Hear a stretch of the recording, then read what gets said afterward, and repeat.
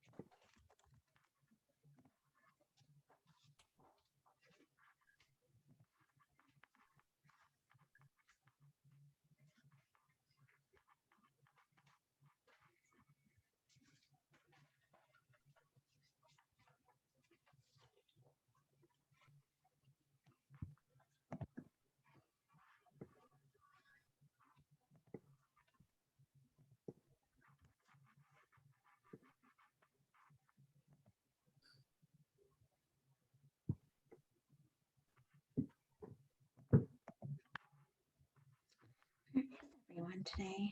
I'm gonna come in at the last moment, apparently.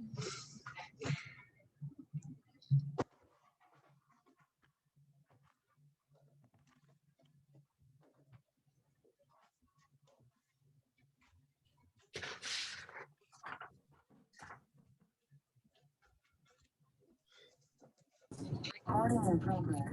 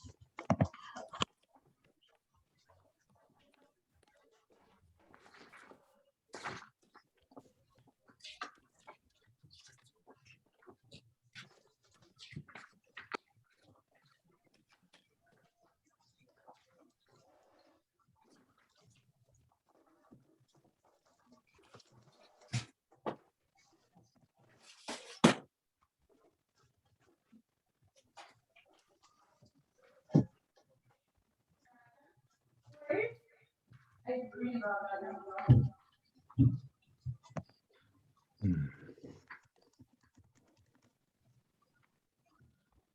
Hi, Mara. Hey, how are you? Good. Good. Just giving people a couple minutes to get in, and then we'll do our quick accountability, and I'll intro you. Okay, awesome. Well, I'm gonna run. I gotta grab something off the printer really quick, so I'll be Okay. back. Perfect. So Perfect.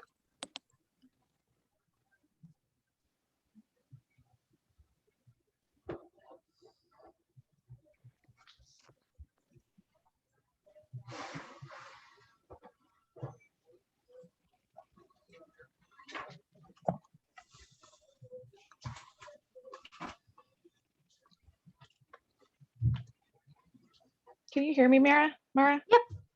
Okay, I wasn't sure if I have my, I'm on my phone and I don't normally use my phone, so I can't tell how to turn the volume on and off. Well, if you click on the screen, it should pop up a little microphone, and if you click on Oh, that, wait, it there we should go. mute yourself. Okay.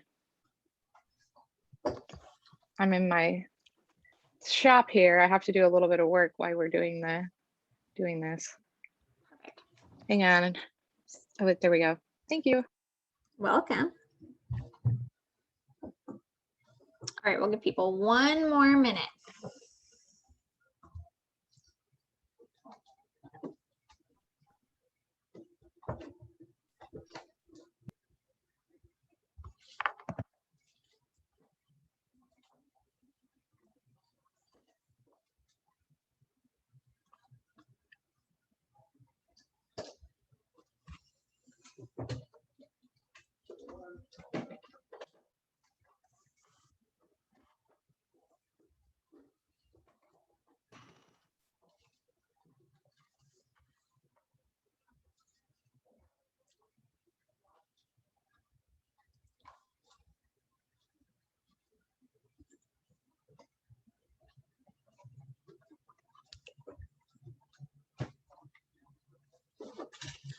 Okay, so we are going to start with our accountability. So remember, we're looking for a goal of 10 contacts, and so you can update us how many contacts you've made, if you've added those people into your database, or gotten any new clients, you can add that in as well. And I'll just call through the list of who we have, so you can unmute yourself. If you don't have a microphone on the device you're on for any reason today, you can type it into the chat. But Alicia, you want to get started? Did you say Alicia? Yep. Okay, sorry. Sometimes I get it confused with someone else. But anyway, I got about 3 contacts added into Command. I'm still working on it. And then also yesterday, I went on there and I set my goals on there on Command, and then yesterday / this morning, I finished filling out my 411 action goal worksheet. Awesome, great job. Bart? I did not add any contacts. I didn't have a chance to get to that. And I don't have a long list to go through of people that I already know. It's mostly from Chicago, and it's mostly past clients of mine from my other business. So anyway, but I did spend a lot of time on the goals. So I kind of really tried to hone that in and make that something workable for myself. So I went through that 5 or that 3 and 5 worksheet you gave us last time. Yeah. And spent a lot of time. Actually, I did a couple other worksheets to get to that, and really tried to hone in on what I wanted to do, mostly for the first. I mean, I have a year-long goal as far as what I'd like to make, how many transactions I'd like to do, but I'm starting so much from scratch. I feel that that a lot of my upfront time is going to be spent on meeting people and trying to add new people in and try and increase my visibility around here. Yep. So that's going to be front loaded in my year, I guess, or those, and then and at the same time trying to get contacts and add contacts, but that'll come, however fast I can get them. So. Yeah, everyone's on that same base level starting point, so you're not unique there. We just don't want to lose sight of actually talking to people, because that's how that business is going to get started. Sure. Perfect. Good job. Emily? All right. Can you hear me? Yeah. Okay, perfect. I just reached out to a bunch of my friends that I have on social media to get email addresses, and I started a spreadsheet so that I can upload it later to make it a little bit quicker. So I added probably about 15 people to my spreadsheet, and I'll upload it when I have a good amount to upload. That's Excellent. all the work I got done. Good job. Nicole? So I went back in my contacts, or in my emails from years ago when I was doing neighborhood association stuff, and coaching kids and kids sports, because I didn't keep any of those contacts like in my email. I just sent them out as group emails, so they're not in my contacts, so I couldn't really link them up. But a lot of them are people who know me, but who I haven't necessarily talked to in 5 to 10 years. But it's worth putting them on my contacts. And I added about 30 people from old emails that way, just into my contacts, just with their first and last name and email.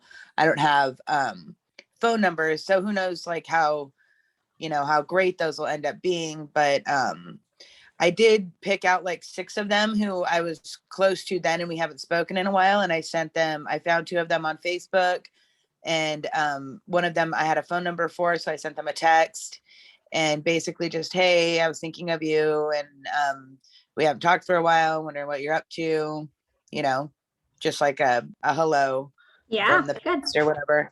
And then I did this thing where I asked 3 of my friends questions. So all 3 of them, 2 of them used to be looking for a house to buy just a couple months ago, and they like gave up. And then somebody else I have who bought a house for like $300,000 that would like be $1 million house now, and they don't need their big old house, and they also won't sell it. So I just practiced that asking questions thing. Yeah. Like what did you find frustrating? Why did you decide to stop looking for a house? And Awesome. then what makes you feel like it's like it would be a bad idea to sell your house? Why do you want to hold on to it? And then I also asked that same person if they were like thinking about maybe doing investment properties for the same reason they wanted to keep their house. And so that was kind of fun. And a little bit Good. nervous. It was like nerve-wracking to like sort of feel like I was like, I don't know, soliciting my friends.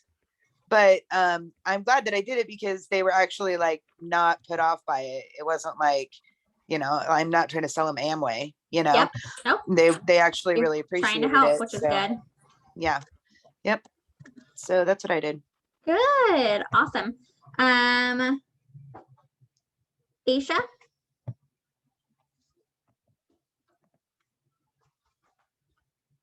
There we go. I'm getting better at this. Let's see, since yesterday, I've been, well, this week actually, or part of last week, I've been working on trying to build my lenders, my title company, and also my inspectors. And so yesterday I spoke with her, and then since yesterday, I've attended scripting class and just trying to come up with good objections for I was actually going to reach out to my lender, because I'm trying to understand a little bit more about how the loans work, so that I can help people like with objections for it's hard to word it exactly, because I thought of this earlier today, and I was like, I really need to learn about this. Like the difference, like if the market changed by 1% for interest with the loans, if they would save money versus if the market dropped a little bit. So, for people that are holding out to buy a house until the price is lower, maybe just by a little bit, like if it's not going to drop a lot, like they might think they might be saving money that they might not save with that 1% increase. Yeah, 1% on is their about $20,000 in buying power. So right. So, is it okay? Mhm. So anyways, and just also just working on trying to get a profile picture set up so I can get my marketing materials going. And I've been working on my 135, where I'm trying to strategize how I'm going to do lead generation, because I don't really have like a large database in this local area to kind of start with. So it's kind of hard for me to get going, just like calling people. I do have about like 3 buyers that I'm working with. One's like a little bit more further along than the other ones, and I've just been communicating with him, talked to him yesterday and today too. So yeah, good job. thanks. And I would definitely come to, I'm bringing a lender in on Thursday, so tomorrow, for pre-approval. Oh, cool. So that will be good to come to. Jake?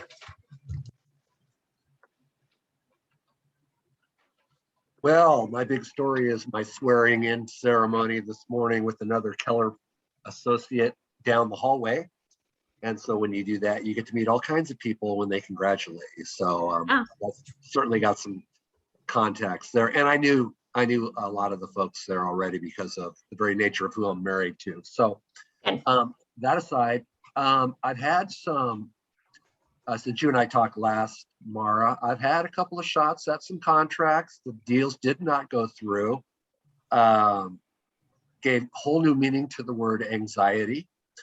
But I hope I'm living and learning through this. I think that's going to be my thing. I know that getting out there's not a problem for me. People are not a problem for me. It is putting the nuts and bolts together with the technology so that it can eliminate a lot of problems. So I had 2 shots last week. I had an almost yesterday while the Zoom was going on. So I'm afraid I didn't do justice to that. However, this past weekend, there was Home Builder Association get-togethers in Salem. And so my wife being a lender, we got to do commingling for the first time in way too long. And so I handed out a lot of cards there. So actually taking a breath this afternoon, I just want to hear what's going on and kind of just chill for a bit because I feel like I need a break. But I'm glad to be in. I'm active now, I guess is the term when you get the swearing in, right? Awesome. Great job. Jacqueline?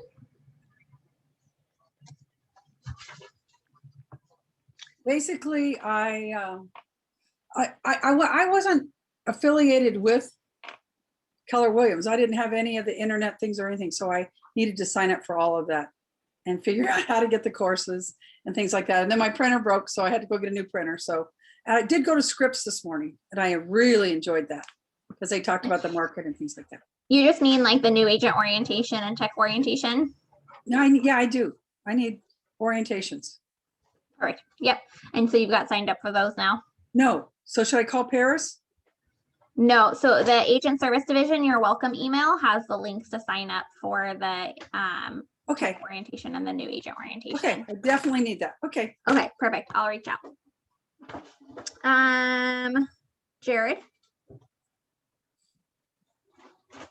Yeah, so I spoke with probably about 8 or 9 people last night and today. And it was nice to see you at the Springfield board meeting yesterday. And I got to go to a really cool wealth management seminar this morning and met a couple other realtors there and talked to them as well. And I'm a little bit lagging in getting my getting more contacts in my database. But I feel like I just need to develop my conversation out a little bit more and take the time to go ahead and get their email and stuff like that. I'm getting cards from folks and stuff like that, but just taking the time to take that extra step and basically jot their information down from them. Yeah, and follow up on that as well. Perfect. Briley? Hey, so basically yesterday what I was doing is kind of sorting through my goals, trying to get a schedule going, time blocking sort of thing. And I was keeping in touch and communicating with a client that I have I have a listing with this client. And yeah, that's pretty much it. Oh, and then I signed up for the new agent orientation because I realized I never signed up for that. Good job. Perfect. Mhm. Yes, you'll definitely want to do those. Rebecca? Hey, so I was able to work more on my 411 goals and try to make it, have a conversation with Josh and my sister Tina so that we can figure out how we want to run our team and what our goals individually as well as a team or a group are going to look like. And so that was nice to finally get that conversation going with them. And then also I worked on setting up a schedule for myself so that I would block off time for being able to do all the tasks. And also I really enjoyed the state of the industry meeting this morning. That was really great. Got some really awesome information that actually Tina and I have been working on this morning together about how to turn that information into stuff to send out to clients and so on. And I'm really looking forward to going to the KW softball game this evening, that hopefully do a little bit of networking there. And hopefully it won't be too hot, but it sounds fun. Also, I printed off the script for the script motivation of objections, motivational objections, that I printed off so that I can have that and kind of maybe edit it a little bit of how I want it to sound from me saying it. And yeah, then I'm looking forward to tomorrow's open house at KW. So do more networking. So getting to meet everybody. So that'll be great. Yay, good job. Nolan.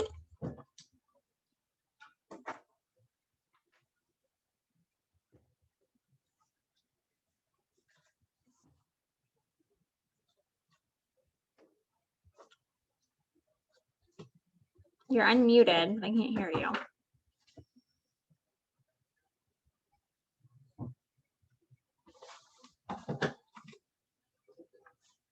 Okay, Josh.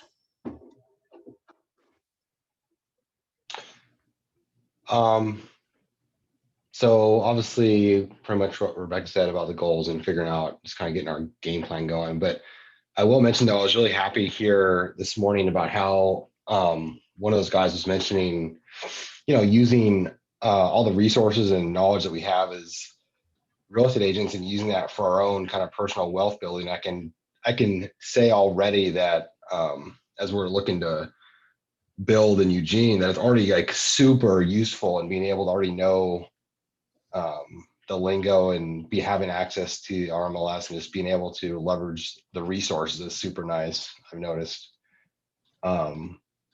And then I think everything is definitely, we talk about all these, building relationships and, it's all about the people. And one thing that I think we've already experienced is dealing with one of the builders down there. He just freely opened up and gave us just a huge list of all these other builders in the area. Like everyone's just like super generous and sharing knowledge. I just think it's awesome that everyone's just so open in this industry. So that's refreshing. Yeah, absolutely. That's what we're here for, trying to serve people. All right. And last but definitely not least, Jane.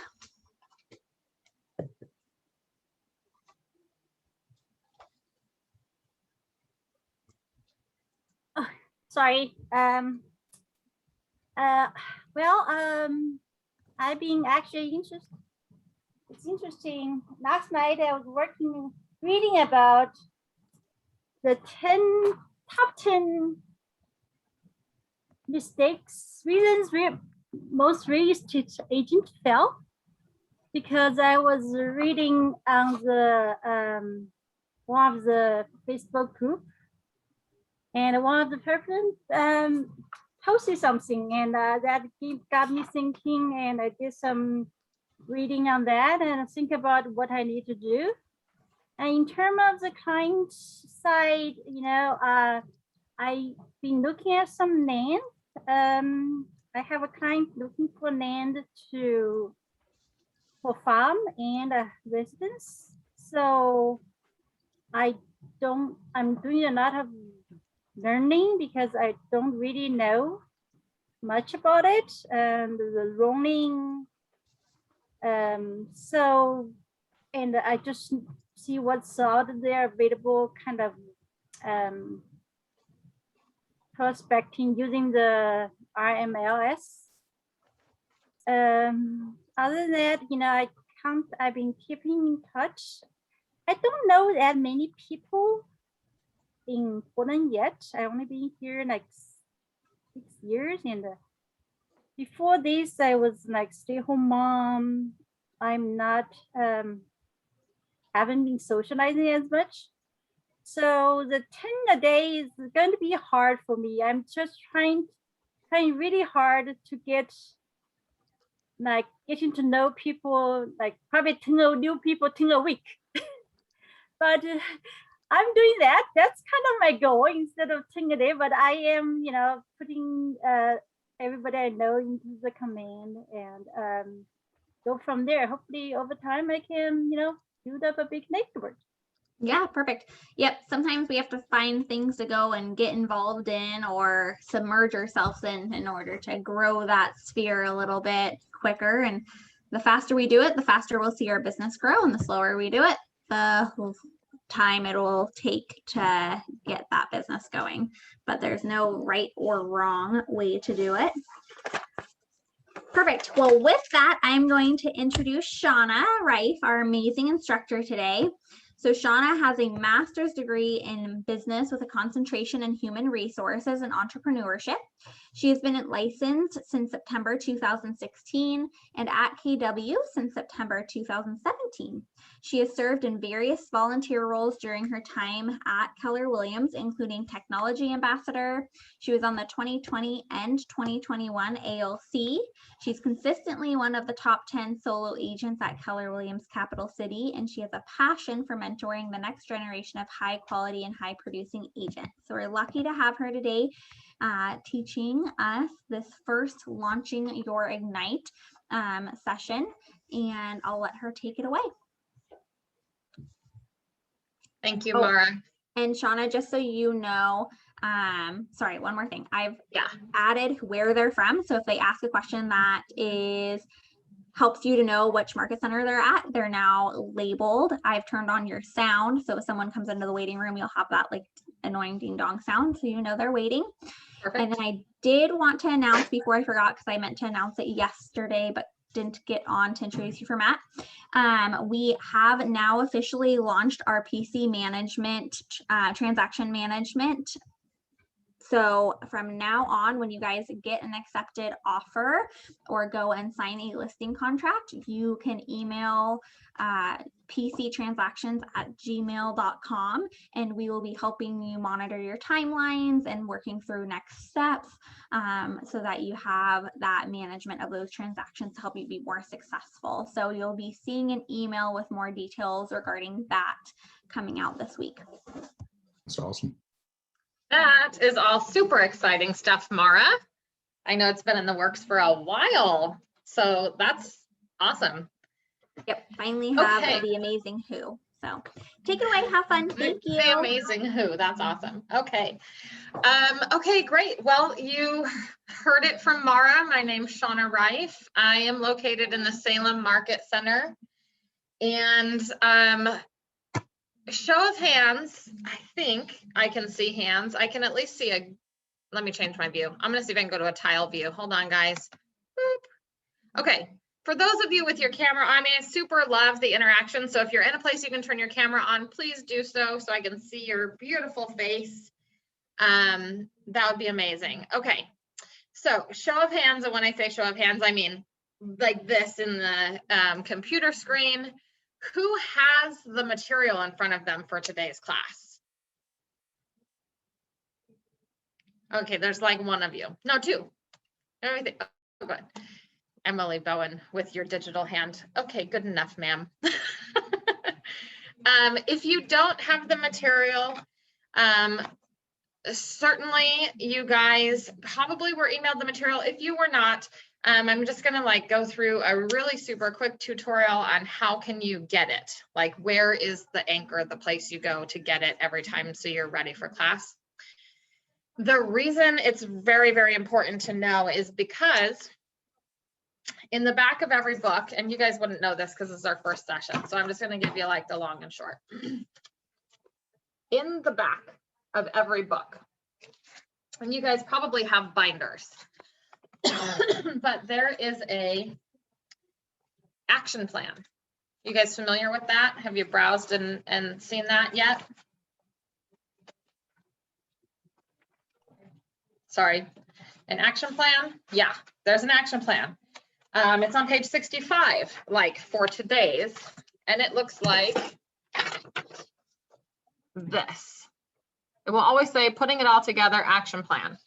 Okay, this is like post-class homework, which is, you know, what you do after class. It's basically a thing to keep you organized, to help you move in the correct direction. Because I think when we're all new in real estate, you can totally go birdshot with this whole situation and just go in 100 different directions. It can be a little overwhelming.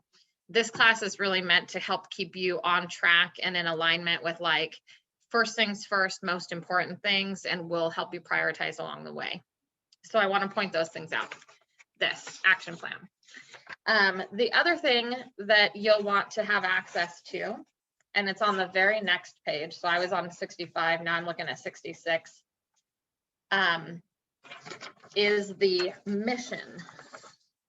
It looks like this. You see the black play buttons? Okay, so for those of you with paper binders, it's all good. Like you have it in there and it's a checklist. The only thing is it's not quite as functional on paper as it is digital on your computer screen. And the reason for that is every little black button is a link to the homework. So it just takes you, boom, exactly where you need to go. So like watch this video, click the black button, it just loads it, you watch it. So it's very simple to work through. So if you have the paper one next to you on the desk, and then you have the PDF, the digital one up on your computer, you can just really click it, watch the video, take whatever notes you need to take, check the box done, and then move on down the line to the next thing, which may help you a little bit. So where do we get the PDF version? I'm going to show you. I'm going to share my screen and show you here in just a second.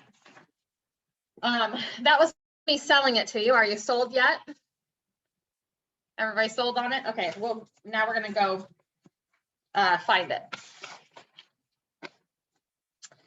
All right, so that was me. Like, probably the most important thing in this class is that, and your big why, and, you know, being able to say like, okay, I know why I'm doing this, and I know what I need to do every day. And that's kind of the purpose of this class.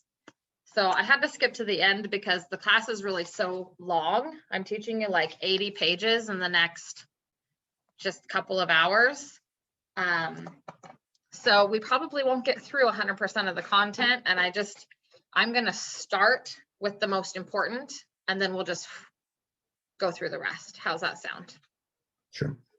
Okay, cool. So, to me, I'm totally like a production-oriented, action-oriented person. So to me, the most important thing besides knowing why you're doing something is actually knowing how to do it so that you can do it fast, right? I don't know. That's not important to everyone, but to me, it seems like a really good idea. I'm just figuring out how to share my screen. Okay, which I have. I have figured that out. Share screen. I want to do the whole thing. Share. Okay, sweet. Can you guys see it? Yep. Awesome. Now I'm just gonna open a browser window. Okay, so this is where we go. It is my kw.kw.com. Okay. Once you're there, you're going to sign in. Oh, of course. We're going to sign in. Pretend you know what your username and password is. Okay. I have to look mine up because this is not my standard computer that I use on a daily basis. So go to passwords.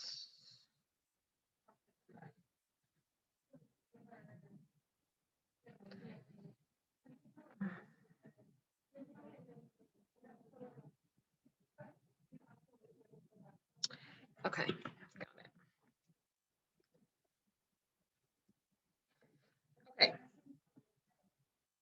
Cross our fingers. It is signing us in. No, I don't want you to save it. Nice. Now, so here's This will probably look familiar. Have any of you guys signed into your MyKW before?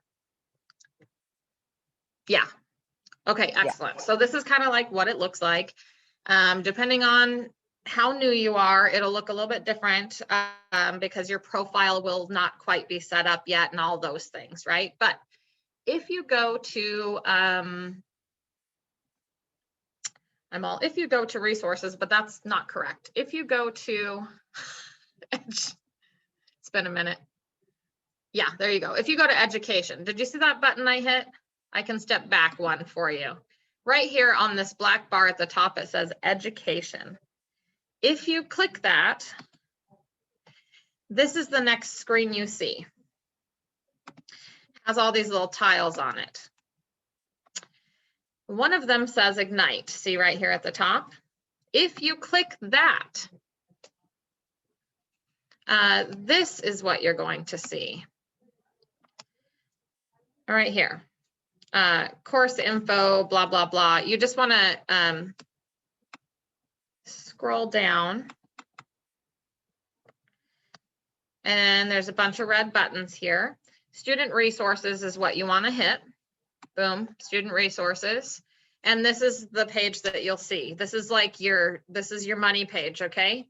From here, it's very easy to get the material that you want. There's lots of ways to skin a cat, and you can like get to this material all kinds of different ways. But I have found that this particular breadcrumb trail takes you to the most graphically organized area so that it's not confusing to know like what class am I grabbing materials from, where do I get it, what do I get? Okay, so let's pretend this was like last night and you were prepping for class today. Nicole, your hand is raised. Is that because you have a question? No, it's because I forgot to unraise it when you asked if we had the material. I'll unraise it now. Okay, awesome. Okay, so right here you'll see where they're labeled Power Session 1, Power Session 2. So today is Power Session 1. Pretend last night you were like, okay, I'm gonna do my homework, prep for class, download anything I need for class. I'm gonna throw it in a folder. That way, you know, whatever. So right here under Power Session 1, the most important thing is at the very top, and it's the mission. If you just click this Power Session 1 mission, this is your pre-work, not post-work. So the mission is supposed to be accomplished before you get to class, and it will prepare you for all of the conversations and the teaching that we're going to do the next day in the class. So that's why the mission is like super important, because it'll help you participate at a high level in class. And you won't get lost. You'll be like right on track with the content. You'll have some valuable input. You'll be in a much better position in your mind to learn and do all of those things. So this is what that looks like. This one, so this one you can see mission 1. There's all these videos. There's literally like 7 videos that you should have watched last night or sometime this morning before class that were on this mission. And then a createyourkw.com Gmail account tutorial, which a lot of you guys, when you're onboarding, that's actually done by our agent services division. So that's like a free space. You can just check that off your box. Most of the time that is already done by our super amazing agent services division. Show of hands really super quick on who actually watched all 7 videos prior to class.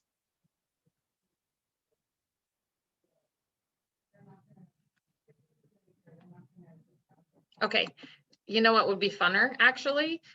Quick show of hands on who did not do this before class.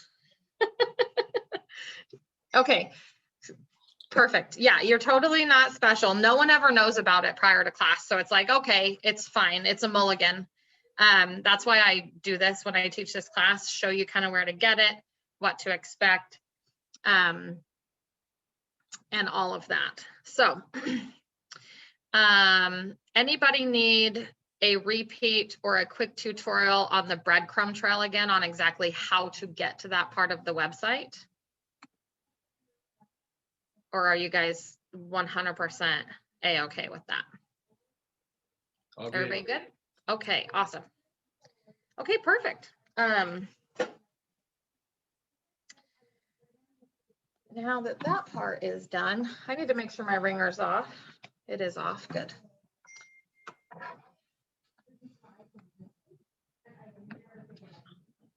Okay, and then some other helpful resources, just while, you know, we have you on this page. If you scroll down past all the little red tiles, and I would preface this conversation with like the additional resources section being like, you know, maybe just focus on each power session at a time, unless you're like really executing it at a high level and you find that you have extra time to do all of the extra things. Because one thing that's super easy when you're new in real estate is basically to get distracted by every shiny thing out there because there's so much to know and learn. And then you don't spend any time doing the things that you need to do to get your business off on the right foot, right? So, but I am going to show you because the additional resources section is really cool and has a lot of common things that you may want to grab when you're with your first client, or like one person, I heard them during their accountability session say, hey, I'm looking for some objection handlers or whatever. So it's just right down here in the additional resources section. So there is the 10 things every real estate agent should know about mortgage lending. There's an Ignite toolkit. The Ignite scripts are super awesome. It's like a book. It's, you know, a whole thing just with scripts. So that way you don't have to try to find them or tab the pages inside of your Ignite material. If you're going to script practice at 8 a.m. or whenever that's scheduled for these days, you can just bring just the Ignite scripts with you. The database spreadsheet, course evaluation, all of that stuff is right down here at the bottom. So, all right.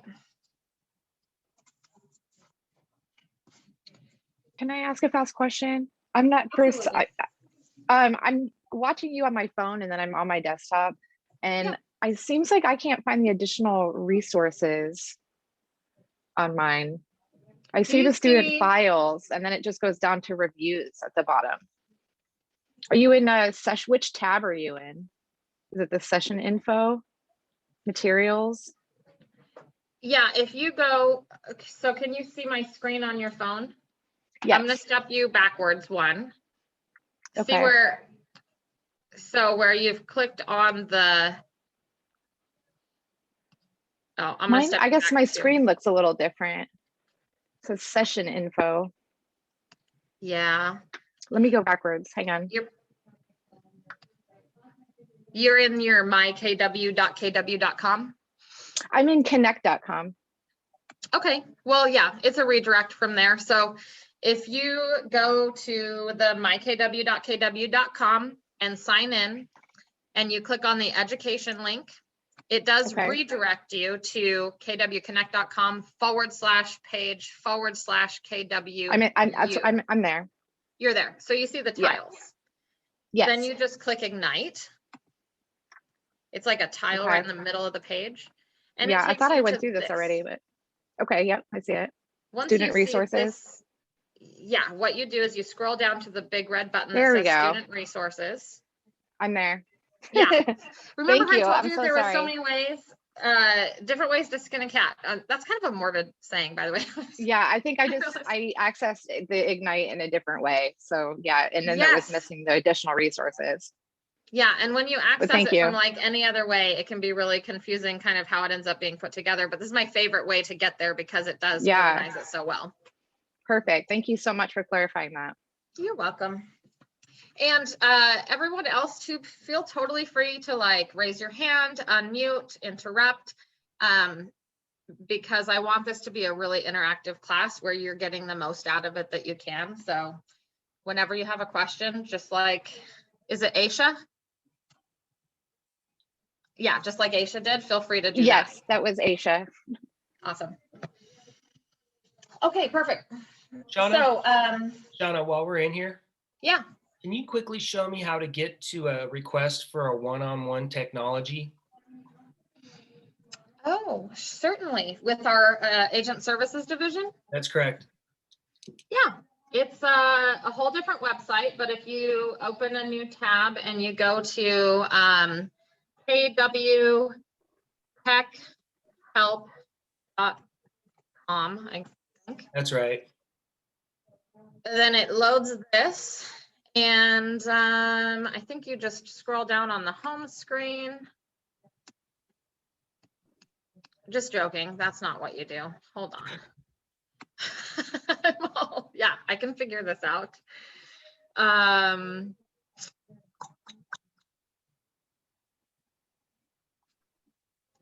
Where's my little scroll bar? Resources, maybe. Let's click resources and just see what happens. I'm exploring. I've done this before, but you know, it's been a minute. KW Connect Live. I'm just going to keep scrolling. Here we go.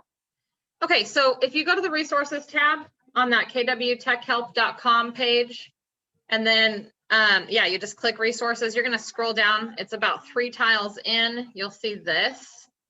And these are like little tiles with links. ASD 30-minute one-on-one. That's what you're looking for. So if you just click that, it loads this calendar. Perfect. Thank you. Yes, sir. You're welcome. Okay, beauty. Now,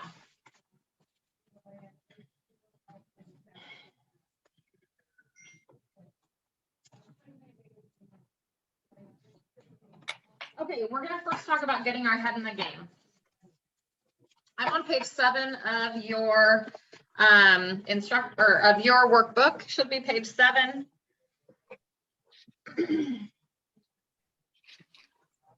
And the activity instructions are, please write your answers to the following discussion questions.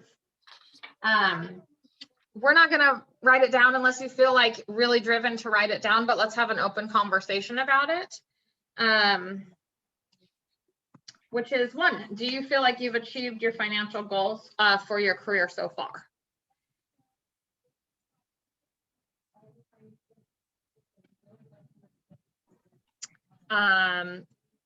That is the first question. Second, follow up to that would be why or why not?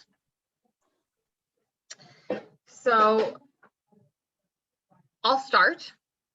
I have not reached my financial goals for my career so far. Why or why not? Well, the reason why is because I suppose I have pretty lofty goals, but my my future goals are based on kind of retirement age image of what I would like my finances to look like, which of course is a lot about leaving a legacy and having some wealth and things like that built up for my kids. So I'm definitely not there yet. How about you guys? Not there. Oh, not there. Okay. And now we're going to kind of switch the conversation more broad to, or from more broad to focused more on the real estate industry. And the next question is, what's one of the things that makes one realtor or real estate agent more successful than maybe a not so successful real estate agent? If there's one thing dividing the two, what is it? What do you guys think?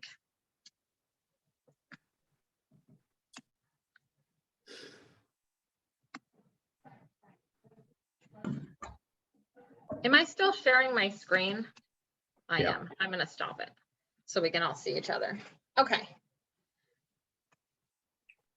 This is just a brainstorming, so let's just unmute and go ahead and talk. I think trustworthiness. Okay. Being organized, staying on task. Okay. Being motivated and confident. Okay, great. Motivated. Can you be more specific about what that means, or? Yeah, just to have like a really specific plan for what you're going to do on what days, and to know really good time management. So when you're busy, those minutes are leading to something of value, and that you can prioritize things that are, you know, really important and necessary even when there's things that are really pressing that may be less important and that sort of thing. So, Okay, that was Nicole. yep, that Do was you Nicole. do you have the ability to turn your camera on? I don't want to put you on the spot, but I No, think your I answer don't. was amazing. Oh, sorry. No, I And- don't. Unfortunately, my internet is out at my house, and I've got my iPhone, and my Oh, camera gotcha. is the only camera I have is I would have to turn it around, and then I couldn't see you, and that would be, I don't know. Oh, if my right. Zoom camera doesn't work because my screen is broken. That's all good. Okay, Yeah. well, I really liked your answer. I loved how you kind of touched on like, hey, you know, basically motivation is more than one thing, right? Having a plan, but also knowing what your dollar productive activities are and knowing the difference between those and just like being busy. I mean, it was all kind of like very, you know, you say motivated, but when I had you explain, it was very specific down to like, actually, I just want to know the few things I can do to make money, right? Because that's the most important thing. Cool. Anyone else? Jake, you got one? Yeah, life experience. So I'm probably a bit ahead of everybody in the game of life at 59, selling off my entire farm business last year. So it didn't leave me destitute. It didn't leave me opulent. But what it did leave me with is a lot of experiences on how I want people to be able to move forward in their life. So if I'm working on with a client to either buy or sell, but mainly to buy, I want them to be extremely, as reasonably possible, happy with the house, the financing that comes through it, because I understand what it's like to lay awake at night with concerns about, did I do the right thing? And did I make the right decision? And the best example was with Keller Williams getting my daughter into her house last year in Salem, just under the wire. And I sleep good knowing that she's in a great place that she can afford. And so my life experience would be, yes, I want to make money, but I want to put people in a good place in their life as far as the home goes. That would be my thing. Awesome. Anyone else have anything to add to the conversation before we wrap up and move on? Yeah, I'll throw another one in. Yeah. 'Cause I think it's, for me, I guess, you know, being a newbie, but what I imagine to be important to me anyway is relationship building and in getting myself out to where people would think of me as to be their agent, I guess. Getting myself in front of people and being somebody they want to work with. Yeah, absolutely.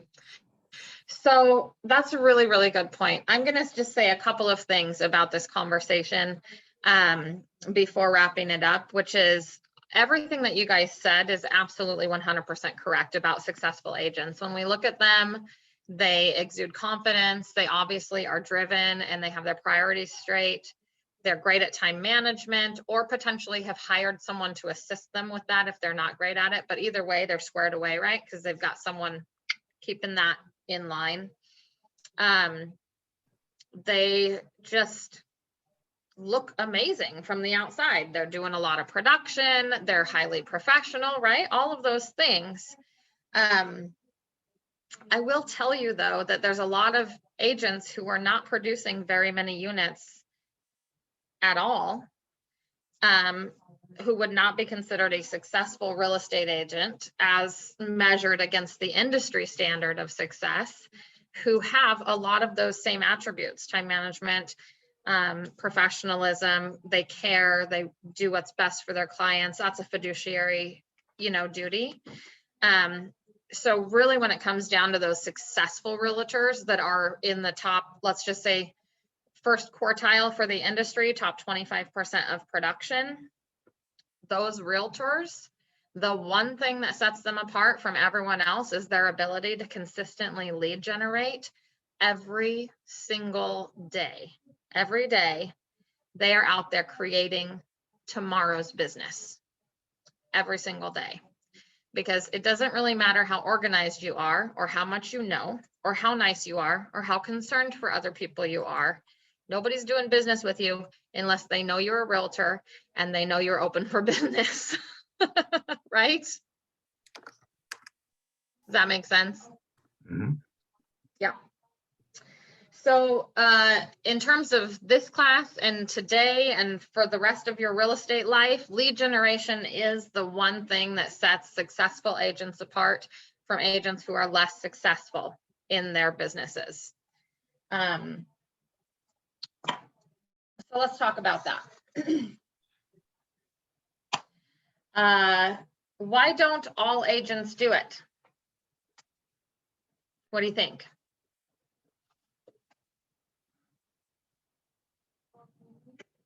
Oh, come on. I know you guys are thinking it right now because I sat right there in your seat and I took Ignite 1 5 years ago when I started. It can be awkward to approach people you don't know. Thank you, Bart. Perfect. Yeah, what else? I've noticed, like, I don't really have a problem talking to people. People is not my issue. It's just knowing what to do every day to lead generate, I think.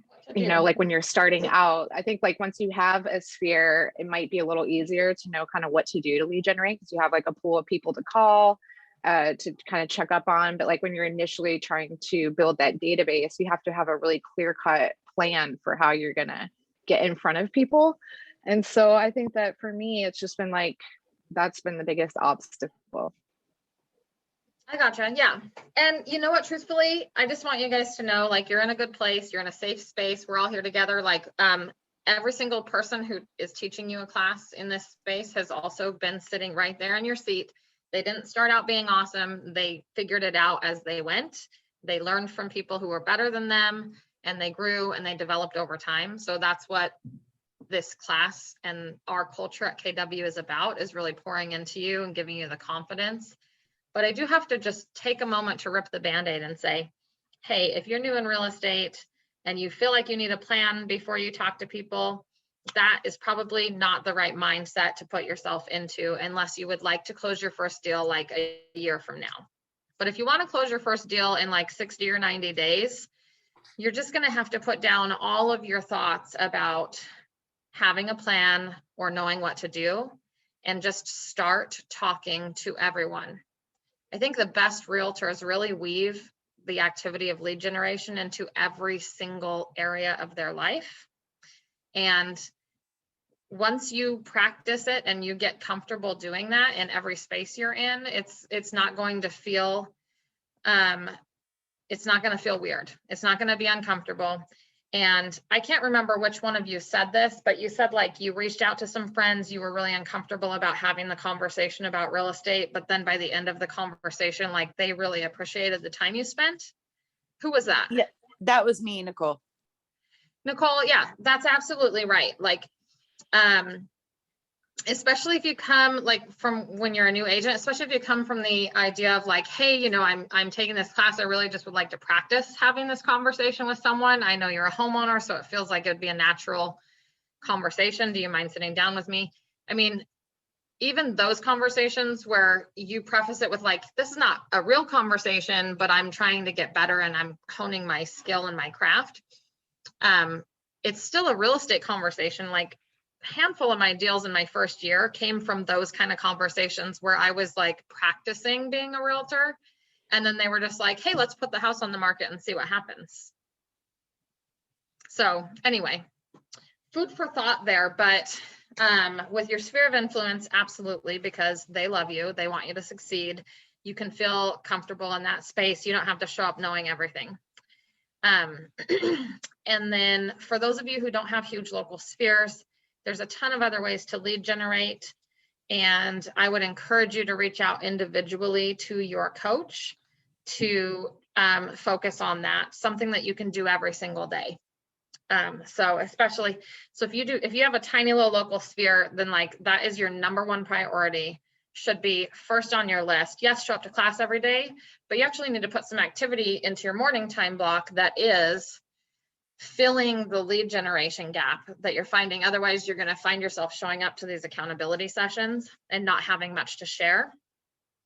And certainly during this like market that's shifting, I know you guys haven't had an opportunity yet to read the Shift book, but Gary Keller wrote that book specifically talking about a shifting market and talking about how it really takes you doubling down on your lead generation activity to get in front of enough people to get enough people to say yes, so that your business can actually look or grow in the same way that it has in prior years. So what you'll find is you start having conversations with folks, and not everyone is totally sure about doing it just based on whatever the situation is with their family. And just like Jake said, like, we want to leave people in a really, really good position financially, you know, protect them, protect their assets. And so this is not the market for everyone to buy and sell in, but there's a good amount of people that do need to buy and sell in this market. And we just want to get in front of enough people that we get in front of people that need to buy and sell, right? So in order to do that, you're really going to have to ramp up your lead generation activity. I think your guys' standard is 10 a day, right? And I would say 10 a day is like for a regular market. So I would actually cross that out and double it and say, okay, my new goal every morning is to do 20. I really want to talk to 20 new people every single day. And if that seems very challenging for you, then your first goal is to change your mindset to make that like easy to do.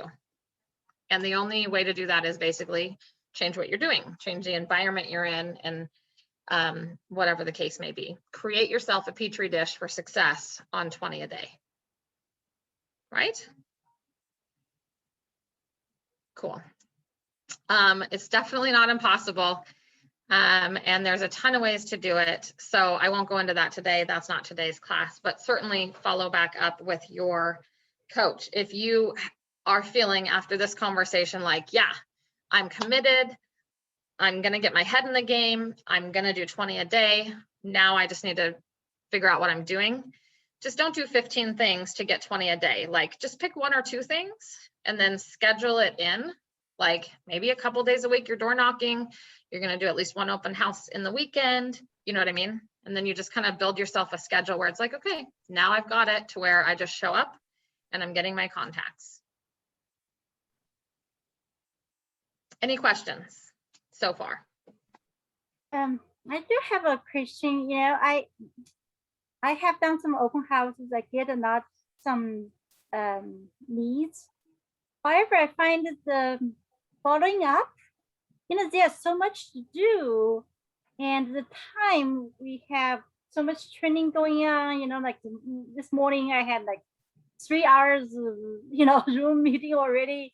After 3 hours, I find that the time is just so short. It's almost feel impossible if I have generate so many needs and to be able to keep them up, following up with everybody. What do you suggest on that? Well, you had 3 hours of Zoom meetings this morning. Tell me about that. What were they for? We have script practice, had the state of the industry. Also, I took a CE class about, you know, tenant property, you know, setting. Okay. That was 3 hours. So what I would say is, if you're a new agent, you do not need continuing education credits. For your first renewal, you're going to have to buy a package and do a really specific learning path anyway. So you can cut that out of your schedule. Just stop doing continuing education, because your first renewal is going to be really specific to your first renewal, and you'll just have to buy a first renewal packet. Yes. Yeah, those were suggested. You know, I know the principal Natasha sent out, and so are they even going to be counted? Actually, I was wondering if we count towards our first renewal. No, you won't be able to use them. So she may send them out. I mean, what happens is we fill those training calendars because, you know, there's hundreds of agents and everyone will have a different need for their specific, you know, thing that they need. But I would say, you know, for you, you want to start making money. So all of the classes in the world are not going to get you a paycheck. I would make your most priority sessions would be, of course, the scripts, because it's very important to kind of hone your skill and how to talk to clients. And then these afternoon classes, and everything in between should be spent on lead generation. You know what I mean? And certainly if you are not able to get to lead generation as your first priority because of other things that you have on your calendar, I would say if you can't do lead generation, you shouldn't be doing anything else before you can get to your lead generation. Because it is going to be, it's the lifeblood of your business. Does not matter one bit what else you know. If you are not lead generating, you will not ever close a deal, 100%. So that being said, you have to put it in first. I would pull up in your calendar and give yourself, 3 hours a day and figure out where that's going. And it needs to be lead generation only. And then, move everything else around and fit it in. You can put the class in the afternoon. I would do lead generation in the morning or right after class. Sometimes it just depends on what kind of lead generation you're doing, but oftentimes in that evening time block, you can be really successful connecting with people in the evening because they're off work. So. All right, thank you. So, yeah, you're welcome. I know it is a difficult thing, and time management is definitely one of the topics we're talking about in today's class.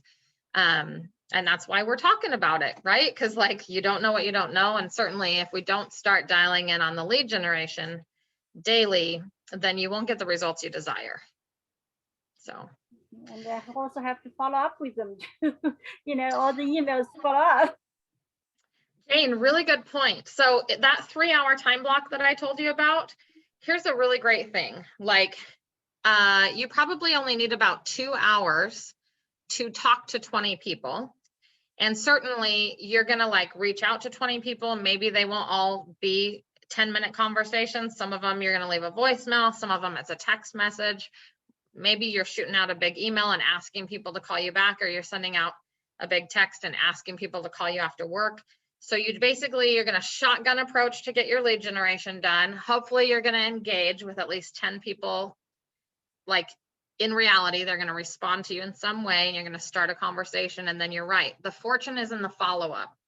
And that last hour or the first hour should be follow-up. So you could put it in the first hour of your 3 hour time block that you're going to follow up from yesterday's or from the prior week, or anyone who's on your checklist for follow-up should be part of your lead generation strategy, and time block is follow-up.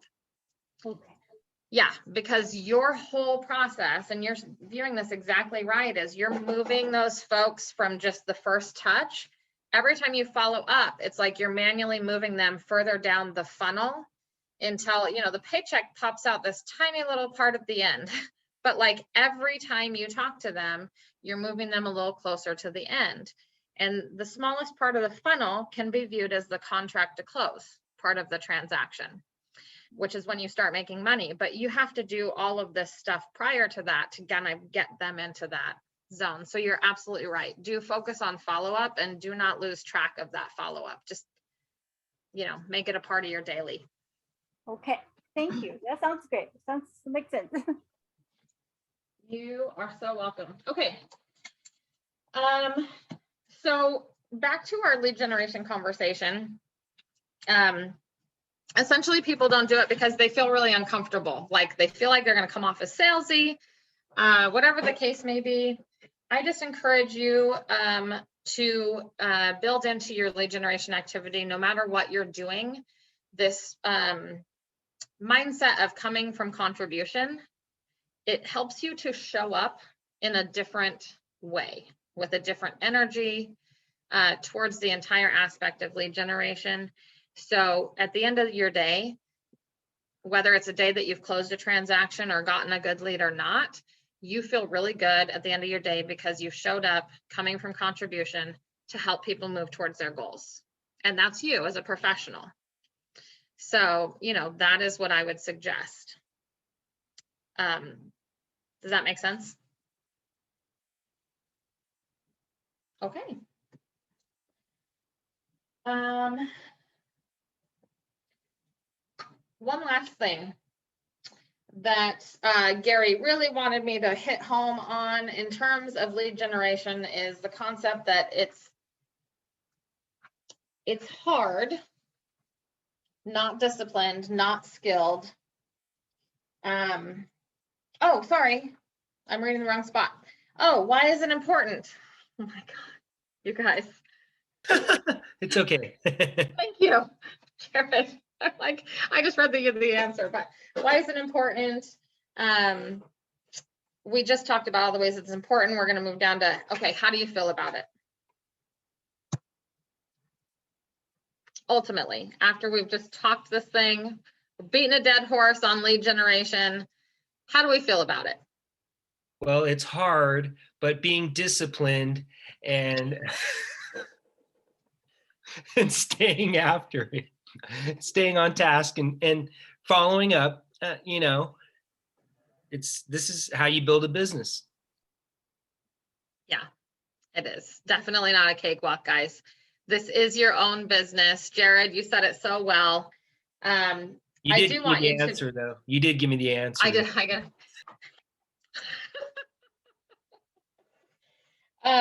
Yeah. So ultimately, this may or may not be like a warm and fuzzy, touchy-feely conversation for you guys. Some of you are probably feeling pretty intimidated. Others might be feeling really excited. The emotional response to this conversation is normally all over the spectrum for how do we feel about it. But I think that's why we talk about it. We want to pull that out. Like, how do you feel about it? And if you don't want to say it out loud in front of the group, I know we're all new to each other, and so we're building that trust right now, but I can tell you, however you're feeling about it is fine. It's a-okay. Like, just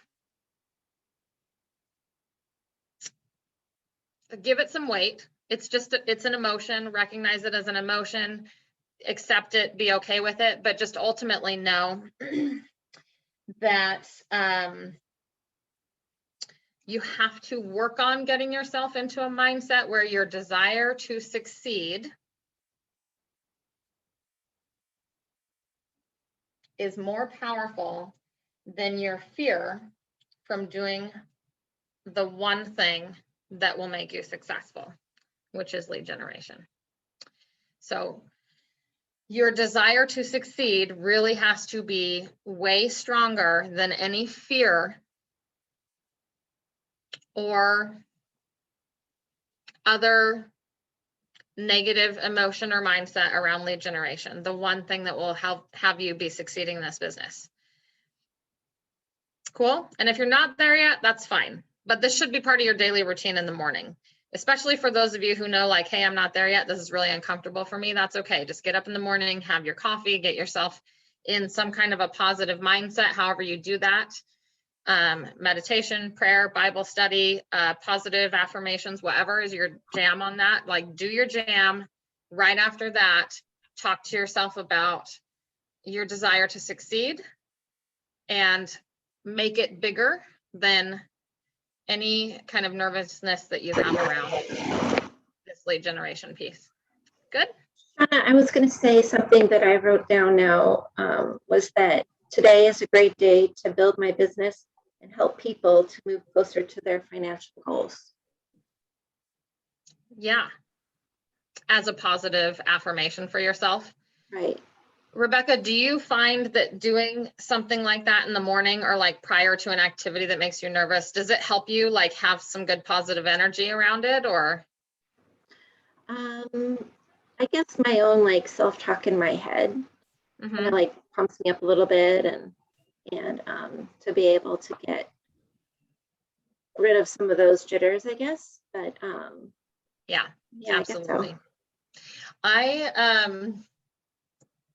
I do the same thing. I'm not super warm and fuzzy. I'm not very good at the positive self-talk, and the rah-rah and the jazz. Like, it's really difficult for me. I am very good at being a positive person.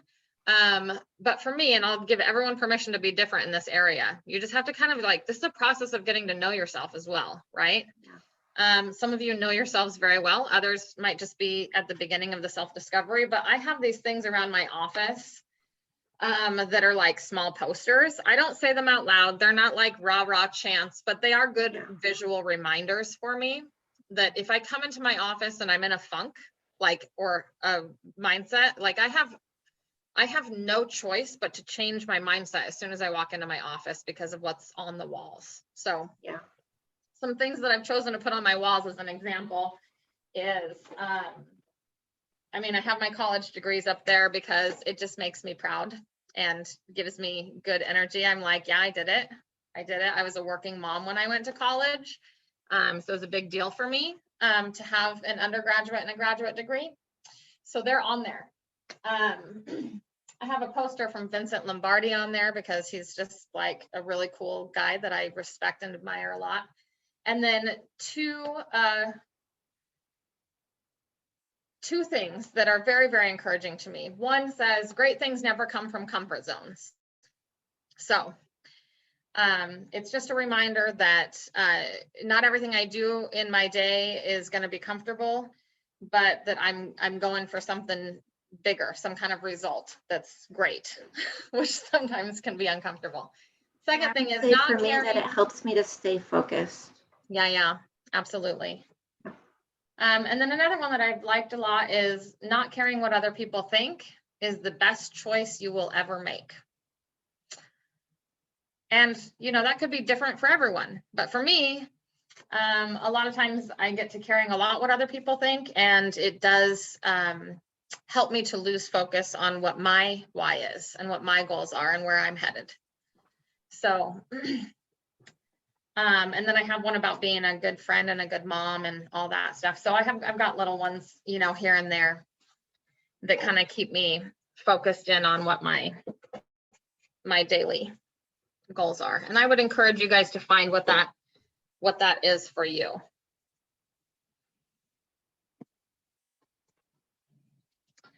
Okay.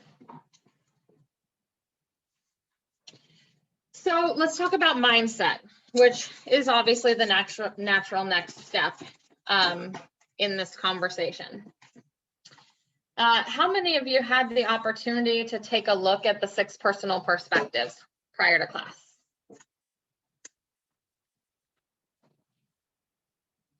Okay, excellent. Well, that's good. That means we're starting fresh. Everyone go to page 10 if you can. I'm going to take some volunteers on these. I do encourage you to go back to mission 1 after class, watch the videos, do some, you know, thinking, but we're just going to go through it together. I am going to, I'm going to read the first personal perspective. There's 6 of them, and then I'll take volunteers for 2 through 6. Okay. So step number 1 is commit to self-mastery. And it says self-mastery is the possession of great knowledge, skill, and habits that make you the master of you. Okay, that make you the master of you.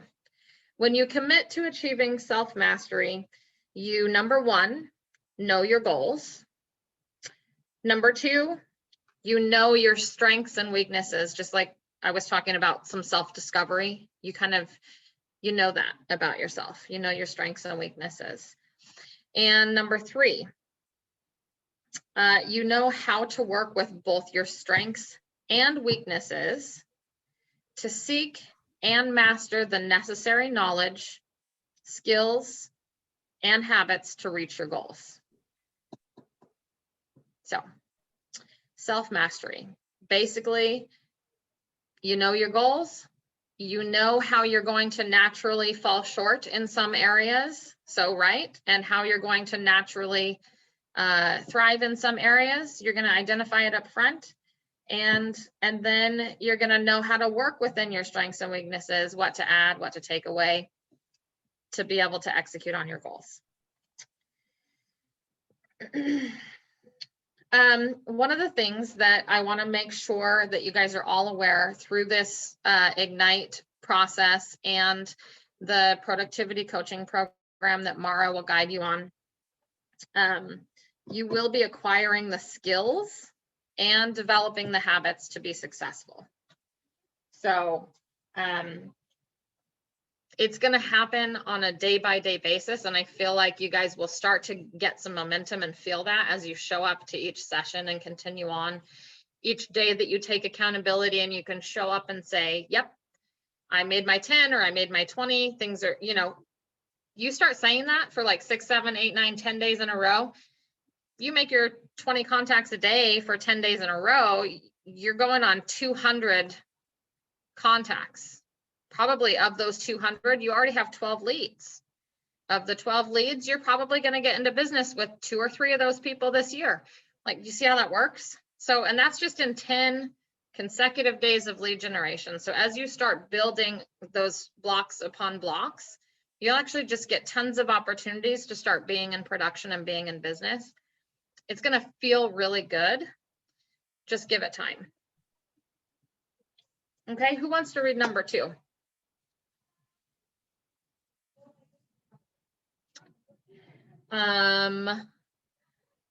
Anybody? I'll do it. I'll do it. Sorry, I was getting to my mute button. I'll do it. Okay, cool. Commit to the 80-20 principle. Is that the number 2 we're talking about? Yes. Hey, Nicole, I'm Okay. glad that you actually volunteered for this one because you actually had it dialed in without even knowing Nice. it earlier. Nice. Okay. The idea that 20% of your actions lead to 80% of your results may be one of the most powerful principles you can apply to your life. It's about getting the most from your time and effort. It's about maximizing your results, about having focus. In Ignite, we identify your 20% for you, your money-making activity, lead generation. Okay. I feel like we should be doing like some kind of a game, like an exercise game or a drinking game. Every time you hear the word lead generation, it's like 10 push-ups or, or you know, sorry, that may be a bad joke, but did you guys ever jump on the zombie apocalypse train where it was like you watch the zombie show and then you, by the time you get done with the zombie episode, you've gotten like a full body workout from like, no, this is just me. Okay. Okay. I was just thinking we could do an Ignite like 2.0 version of that. So if anybody is on the wellness committee or wants to do that, that would be fun and amazing. Every time you hear the word lead generation, do 10 sit-ups. Like, anyway. Okay. That's a little KWCC like nerdism for you. You're not quite calorized enough to think that's funny. I just don't think exercise. I just don't think exercise is funny. That's my only. Like, that's I all. don't either. No. That's why you weren't making me laugh. Okay, who wants to do number 3? Move from E to P.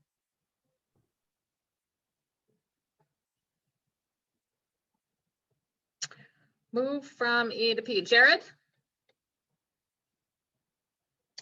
Sure. could you do number 3? Sure. I just had some people return home here from out of town, so hang on one second here. Oh, that's okay. We'll have you do a little later when you can meet yourself No, and I'm good. I It's can do fine. it. They're in the other room. It's fine. okay, cool. High achievers are always looking for the purposeful way. By doing this, they break through the ceiling of their natural behavior. You can attain a certain level of success utilizing your natural abilities, but expect to hit a ceiling at some point. Wouldn't you like to achieve even greater success and break through that ceiling? How about living a larger life or attaining your goals?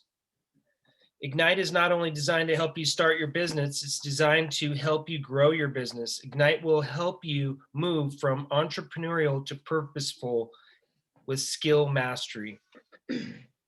Yep. Okay, very good.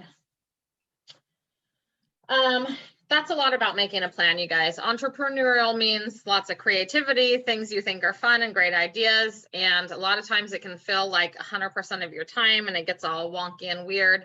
And what we're talking about with purposeful is like purposefully just doing what we know works already. Like most of the stuff we're teaching you, it's measurably worked in the real estate industry for a long time, or it's currently measurably working now, or whatever the case may be. And your coaches all have like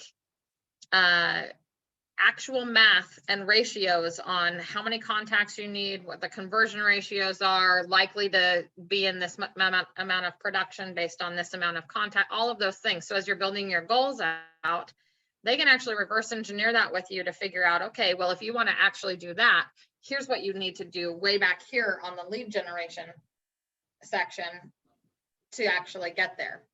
So all of this stuff is proven. That's what it's talking about, how Ignite's going to teach you how to be purposeful. We're just going to teach you proven techniques to get into production.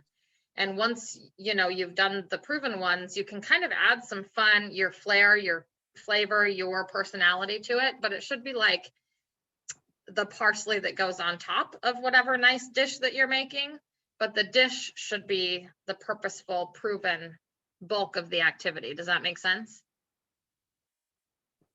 Yeah, cool. Okay, number 4, who's got it?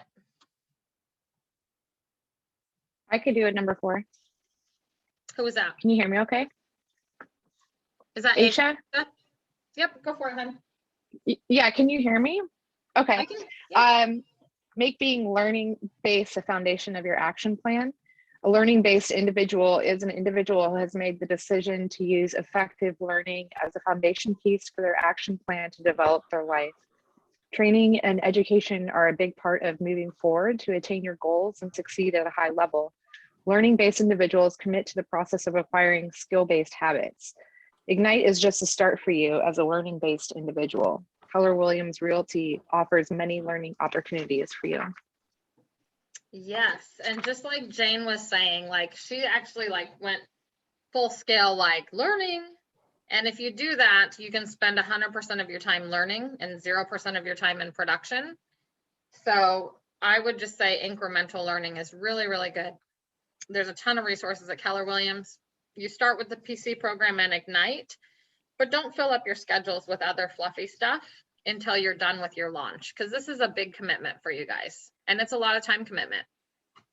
And that's that commitment to self-mastery that you're going to be going through over the next several months. So I would say, you know, just start with first things first, commit definitely to showing up every afternoon for class, commit to that script practice in the morning, and then lead generate in between and after and whenever you can fit it in. And if you haven't gotten to 20 by 5 p.m., you know, maybe commit to a bonus round after class, whatever the case may be. So that's kind of what I did when I was in Ignite, is like I used the accountability session as my gauge on whether I was making a late day of it or whether I was going home on time to have family time. Because I committed up front, like, okay, I'm going to do this. I'm going to double my business. I didn't come to Keller Williams as a new agent. I was already in the business for a year by the time I came to Keller Williams.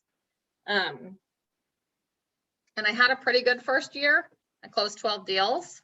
That would be more than capping at Keller Williams, but I wasn't super happy with it. I was like, yeah, I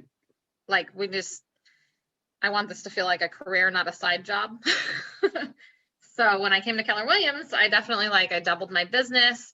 And the only way I did that was I spent the time, and I made a commitment to myself and my family that if I was not done with my lead generation by 5 p.m., if I couldn't say, I've talked to 20 people, I followed up with everyone who needed follow-up, and I can look at my pipeline and say, yeah, there's business in there 90 days down the road, then I wasn't done for the day. So, and that's your own personal conversation that you have with yourself about self-mastery.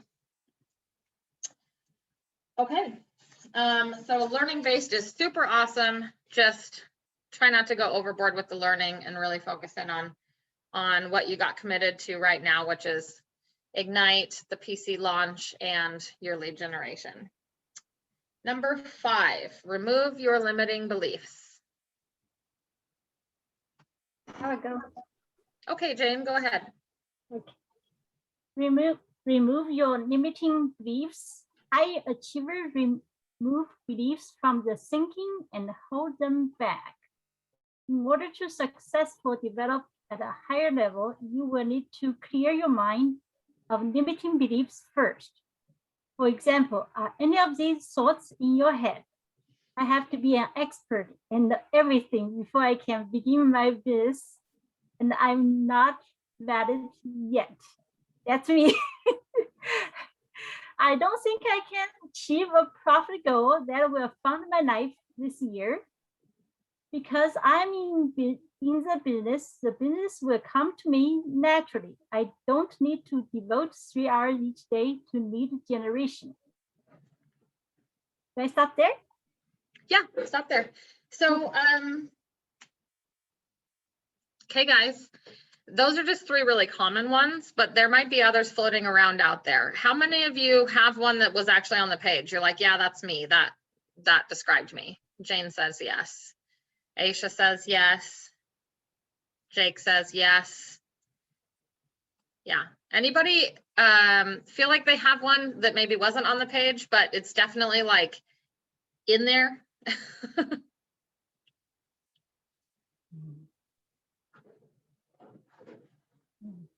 My problem I is know. unlimiting beliefs. You probably have what? I have unlimiting beliefs. Okay, tell me more. And that I think anything's possible practically, essentially, I believe. Yeah. Awesome. Well, Jared, that's like where we're trying to move everyone. So that's amazing that you're there already because yeah, essentially, and that's a really powerful position to be in, Jared. So it's overwhelming, honestly. It's a little bit overwhelming because then I end up going in lots of directions. I have to really focus myself into a smaller piece of the pie. Oh, very good. I like that. So he said, you know what? I believe anything's possible and I can achieve anything I put my mind to. Now we're dialing in, what are we putting our mind to? Right? So, and that can be a limiting belief just in and of itself, because you're like, okay, what do I need to do? So everyone will have something that you will essentially need to pick up and put aside. So I feel like for some of you that needing to know everything, having to be an expert and not feeling like you're valid until you are an expert is one that for sure is a thing. And I just am here to tell you right now, you guys all took 150 hours of training and you passed that dang test, okay? You're valid enough. You are valid according to the state of Oregon. So quit it. So quit thinking you're not. You are absolutely valid. And every single one of you came into this industry for a purpose, to do real estate and help folks with real estate in whatever aspect. All of you have different ideas around that. Some of you, it's more towards investing. Some of you, it's more towards first-time buyers. Some of you, you're a listing agent. Some of you, whatever. There's, you know, you have a thing in mind, but you showed up, you took the training, you passed the test. That makes you valid. That makes you qualified to start having real estate conversations. Okay, so there you go. Just because there's lots of learning to do doesn't mean you're not valid now, and it doesn't mean you're not ready. You guys are all ready. Okay, you were born for this. This is, you're in your lane, you're doing it. Show of hands on who believes that. Okay. My hand is up. You can't see it, but it's up. All right, good. Very good. Okay, so we have an activity. This is really good. Some of these activities today, just like as a warning label, some of like these, they're emotional activities. They're a little bit like it's a little bit of a cognitive reprogramming. I just want to like tell you that up front. You're going to be changing some things. It's all about mindset, and there's some great tools in here to help you with that. This one is about turning your limiting beliefs into unlimiting beliefs, Jared, just like you were saying. So there is an example. Do you guys see on page 12, the second half of the page like gives you some examples on how to rewrite the beliefs that were listed up top?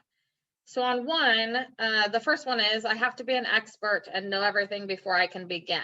I'm not valid. Okay, they were rewriting this. Oh, do you have blanks or do you guys have the information in there? I don't want to give you the answers again. Blank. You guys are blank. No, we have the okay. I almost said sure, Jared. Okay. So here's the deal. I'm going to give you the first one so that you have a good example of how this works. And then I want you to fill in the last two. What we're doing is we are reprogramming the way we say it so that it basically just changes the thought process. Okay. So that next time you have the opportunity to have the limiting belief. What this is going to do scientifically, if you're nerdy like me, you have to know the science behind it. Because like when things get warm and fuzzy, I'm like, hey, now this is like a little bit warm and fuzzy. I don't know if you're all like that, but I mean, I love warm and fuzzy just the same as the next guy, but I want to understand what's happening in my body and in my brain. This is going to reprogram neural pathways. So believe it or not, you're not just saying this one time, and it's actually changing your mind. So you're going to take the limiting belief, you're going to rephrase it so it's unlimiting, and it's programming that connection. It's actually like measurable. You can see it with a microscope. It puts a string from one neuron to the next. It creates a permanent thought in your actual brain, which is so cool, I think. And then you reinforce it. And every time you reinforce the thought, that string gets a little thicker. So it changes you. Okay? It changes you. That's the science behind it. Changes your brain. So the first limiting belief is the one about having to be an expert and not being valid. And here's the rewrite. I need to be a professional, not an expert. Expertise will come from my doing. This training will best prepare me for success in the real estate business, and taking productive action will cause my success.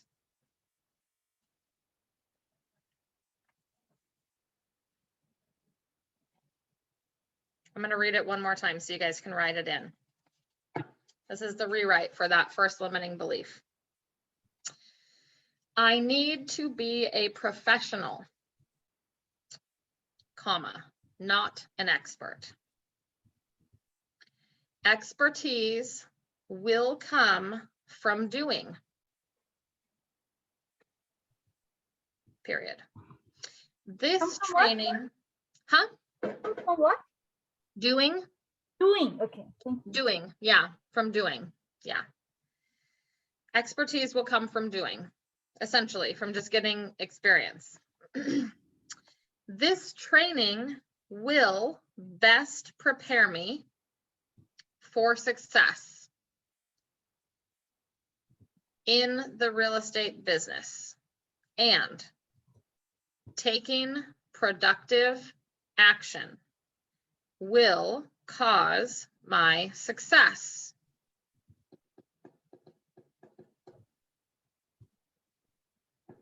Okay. Now we're going to take like 10 minutes and rewrite the second two. So I don't think I can achieve a profit goal that will fund my life this year. And because I'm in the business will come to me naturally. I don't need to devote 3 hours each day for lead generation. We're going to rewrite those two. And then I would encourage you to do a third one, because we're not all carbon copies of each other. Someone somewhere has a belief that is not on this page already. And what I would like you to do is write down the limiting belief and then go ahead and rewrite it, reframe it in a more positive way. Do all three. We'll come back in 10 minutes and we'll share. Okay? Shauna, I wanted to interrupt real quick. Yes. So the rewrite on the first one, just to clarify, it's the first sentence was, I need to be a professional and not an expert. And I think that that's a poor rewrite. I don't think it should say need, because that's lacking in itself. And I think it's should be I will. You know, that's kind of how I think about that. And a lot of times when I'm conversing with people, or I'm talking to somebody, or I'm texting someone, or my coach, or anybody that's important that's around me, which is everybody, I find myself sometimes going, well, can you possibly do this, or could you, or will you maybe do? And I'm just getting to the point where I'm just like, do this for me. Thank you. Do this. Not necessarily. You see, You see, you get my Yes. point though. I'm just trying not to, have lacking words in my conversation and have my sentences filled with words that are kind of lacking and unnecessary, I guess, if you want to say. Sure. Well, it puts you in it's a connotative influence. You're saying like, well, the connotation of the word need is that I need something that I don't already have. And what you're saying is maybe rewrite it so that you are already in possession of that need, right? So that makes sense. I am a professional, not an expert. Sure. Or that I works will, very well. or I will be. Yeah, exactly. Anyways, Or yeah. just So to reiterate, absolutely. I thought that was lacking. The word need was lacking. So I thought I'd clarify on that. Perfect. And yeah, I think there's no, well, there is a wrong way to do this, obviously, by writing it very negatively so that it's still limiting you. But as long as you're taking your limiting belief and you're making it less limiting, you're headed in the correct direction with your mindset. So that's important. You don't have to be perfect. You guys don't have degrees in psychology. This is like not, not that intense, but I will say, like, as long as you're reframing and you're taking a negative thought and you're turning it into something that's more empowering or more positive, it's moving you in the right direction. That's what this activity is about. So please do that. Let's move in the right direction together. All right, I'm going to mute myself.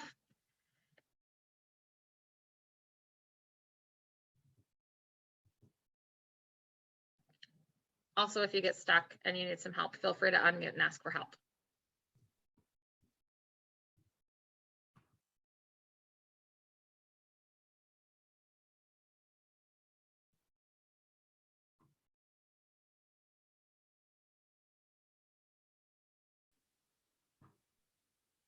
What page was that on? 12. The activity? 12? Okay, Page 12. thank you. 12? You're welcome. Okay, there it is.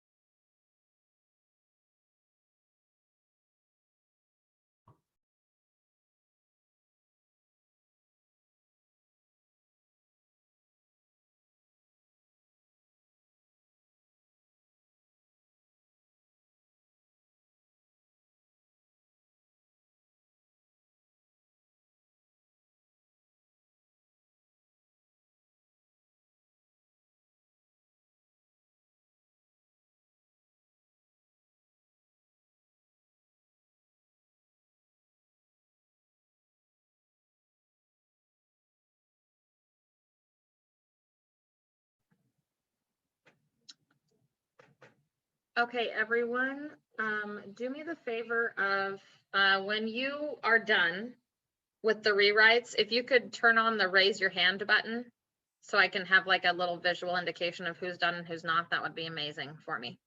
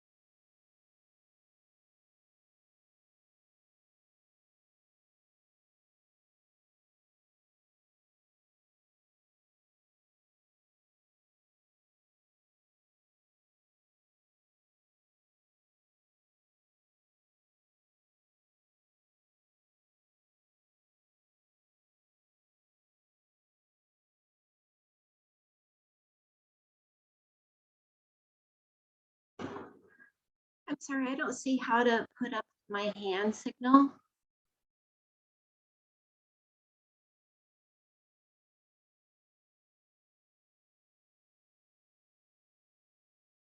Does anybody have an idea of how I can do that?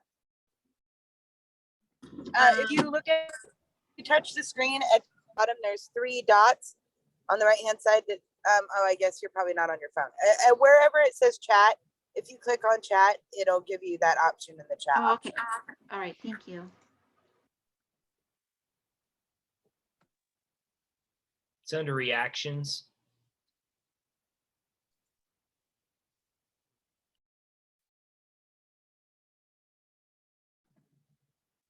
Yes, so it is totally, it's different for everyone, depending on what device you're on, even depending on what brand of laptop. So that's special and exciting. We love Zoom for that. But yeah, it's basically going to be somewhere in the toolbar or in the chat tools. And sometimes you'll see that there's a spot on the toolbar that has 3 dots that says more, and it'll be like in there. So. All right, thank you.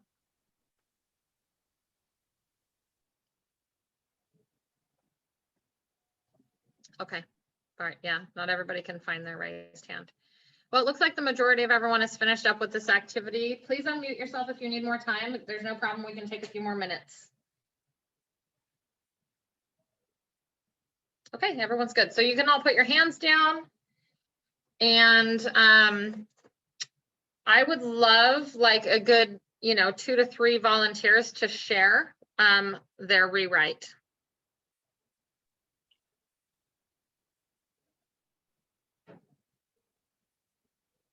I can share mine.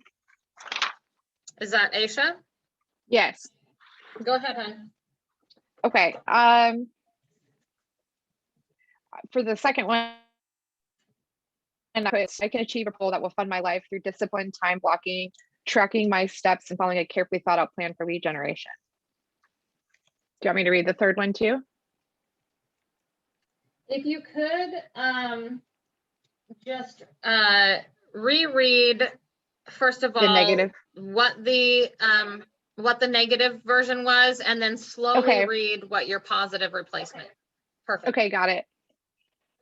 The negative is I don't think I can achieve a profit goal that will fund my life this year. And so I reframed that for myself by saying, I can achieve a profit goal that will fund my life this year through discipline, time blocking, tracking my steps, and following a carefully thought out plan for lead generation. Excellent. Really, really great rewrite. Yeah, I like that. If I were, do I have permission to coach you a little bit on it? Oh, absolutely. Okay, perfect. If I were I wouldn't take anything away. I think it's amazing. if I were to add one thing, I would try to add somewhere in there that not only is it by planning and having a plan, but also doing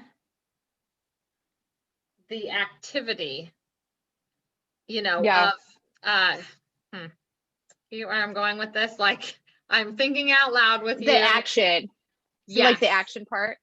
Yes. Well, I feel like I kind of was saying that through follow, because how I worded it was to following follow the plan. As long as right. your heart and like your body is going to, it's going to take you there to where it Right. puts you in an actionable position, then absolutely it's perfect the way Okay, you got rewrote it. it. Yeah. I get what you mean. It didn't stand out enough in the sentence that it was actionable, and it was just all planning. Yeah. And Yeah. yeah, I get what you're saying. Perfect. Yeah, I had to take an opportunity to have that conversation because it is a natural tendency for some folks to get caught in the planning phase because it feels really productive. But again, you do have to be careful to, yes, plan, but then get out of planning as quickly as possible, because planning is just like being scared. It's death to your business. Like, so Totally. that's why we just plan for a little bit and then we spend the whole rest of the year executing the plan. Yes. Okay, beautiful. Thank you so much for sharing. Bart, how about yours? What do you think? Do you want for the same question or a different question? Whatever floats your boat. Okay, well, for the same one I wrote, which was the question is, I don't think I can achieve a profit goal that will fund my life this year. I wrote down, my income relies on talent, confidence, and getting the impactful work done. Calendar days don't limit me. Okay, yeah. I like it. All That's right. very it makes me want to like stand up and like do a whole, yeah. Well, there you go. Okay, awesome. Good job. Thanks. Rebecca, what about you? Same question. I'm kind of liking these different versions of rewrites for the same limiting belief. Okay, mine sound very similar to Aisha's.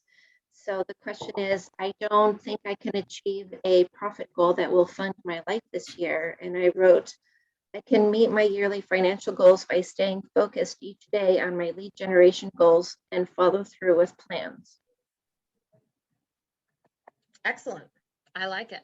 So I did come up with, you asked us to write our own. Do you mind if I read my own? Oh, belief? please do. Yeah. Okay, so I wrote, the limiting belief is, I don't know how to use the technology and I will just embarrass myself with my contacts. And I wrote, to change that thought is, I can block time in my schedule to learn the tech mechanics while meeting my lead generation goals, because I have a great support group in Keller Williams to reach out to in times of help. Wow. Rebecca, let me first just thank you for that transparency. I feel like it's a big deal. And certainly if it's going through your head, it can definitely be something to keep you or inhibit you from doing the lead generation activity. Yeah.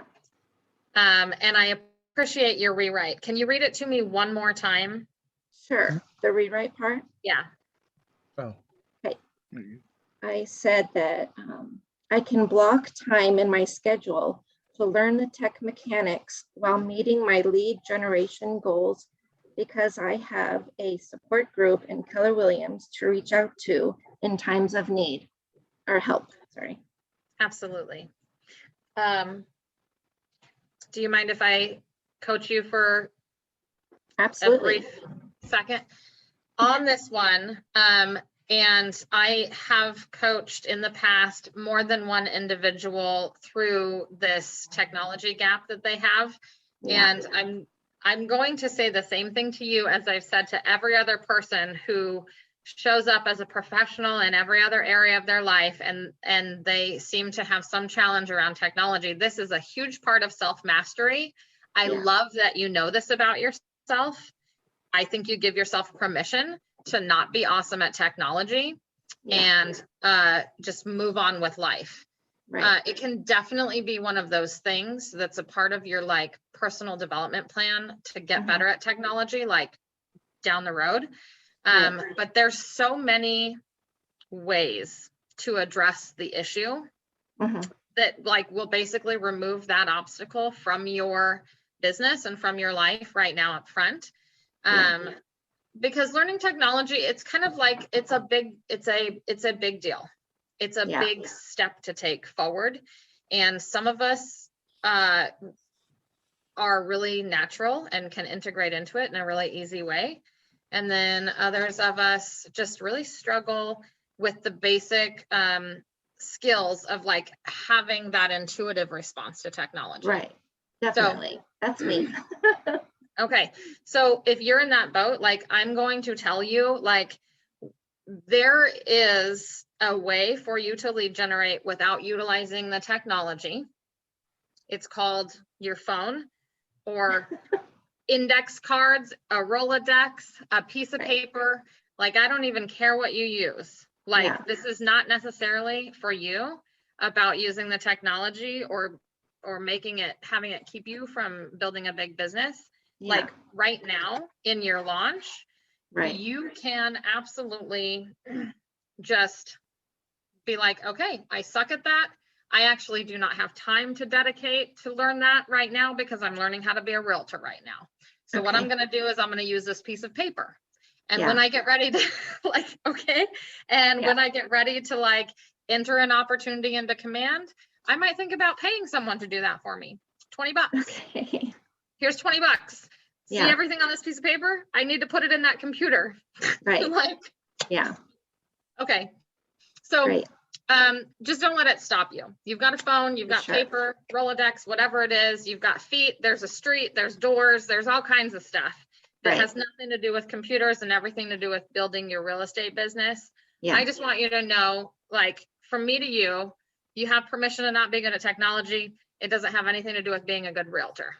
Right. Thank you. You're welcome. Sounds good. Okay. Okay. Anybody else? May I? Absolutely, Jake.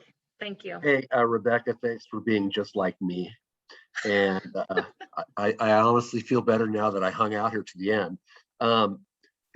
That's probably the part that concerns me about contract writing, Shauna. Like I mentioned earlier with Mara, I had my coach go through and write the contract in the office, but my gosh, I was watching her do all this stuff and I'm going, I am massively under technology person here when it comes to the DocuSigns and those things. I want to learn them, but it's going to take me a while. I am, I'm probably 8th grade level when it comes to that right now. So I appreciate what you said, Rebecca. And that would be my number 3 as well. Yeah. Thank you. No, I got a long way to go on that one. That's probably the one thing that keeps me up at night. The people part of it, getting people, calling people. But when it comes to a time where the rubber hits the road, which counts the most at the end, is getting all that out. So Shauna, can I call you if I ever have a problem?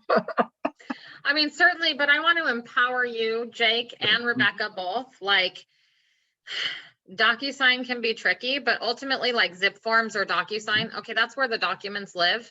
You have a copyright to those documents. You can use them in whatever way you see fit.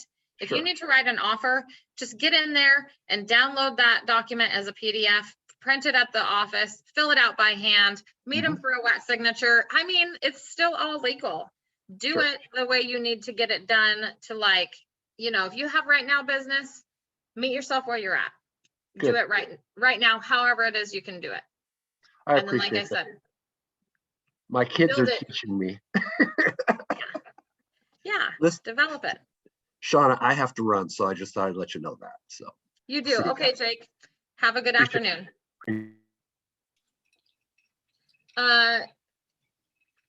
We're scheduled until 4 p.m., right, guys? Was that on your calendar, or are we supposed to be done at 3? I've got till 4. This is 4. Till 4. Okay, beautiful. Awesome. Just wanted to make sure. I was like, oh boy, we're in trouble if we were supposed to be done by 3. Yikes. Okay, we're good. We're well on our way here. So,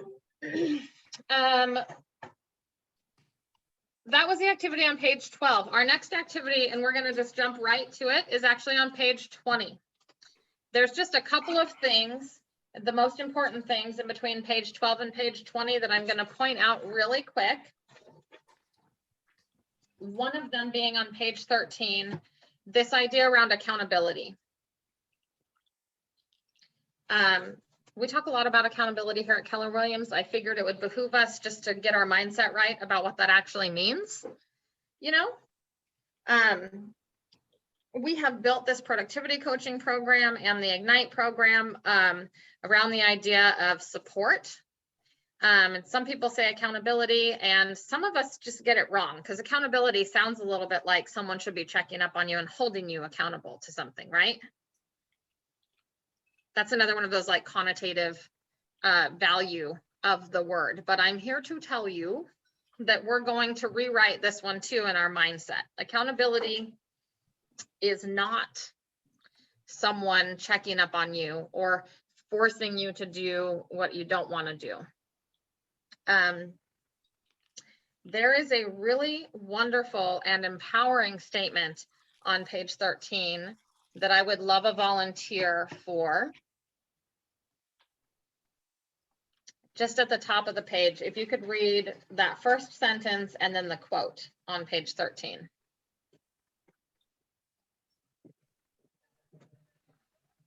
Anna, I can go ahead and read that.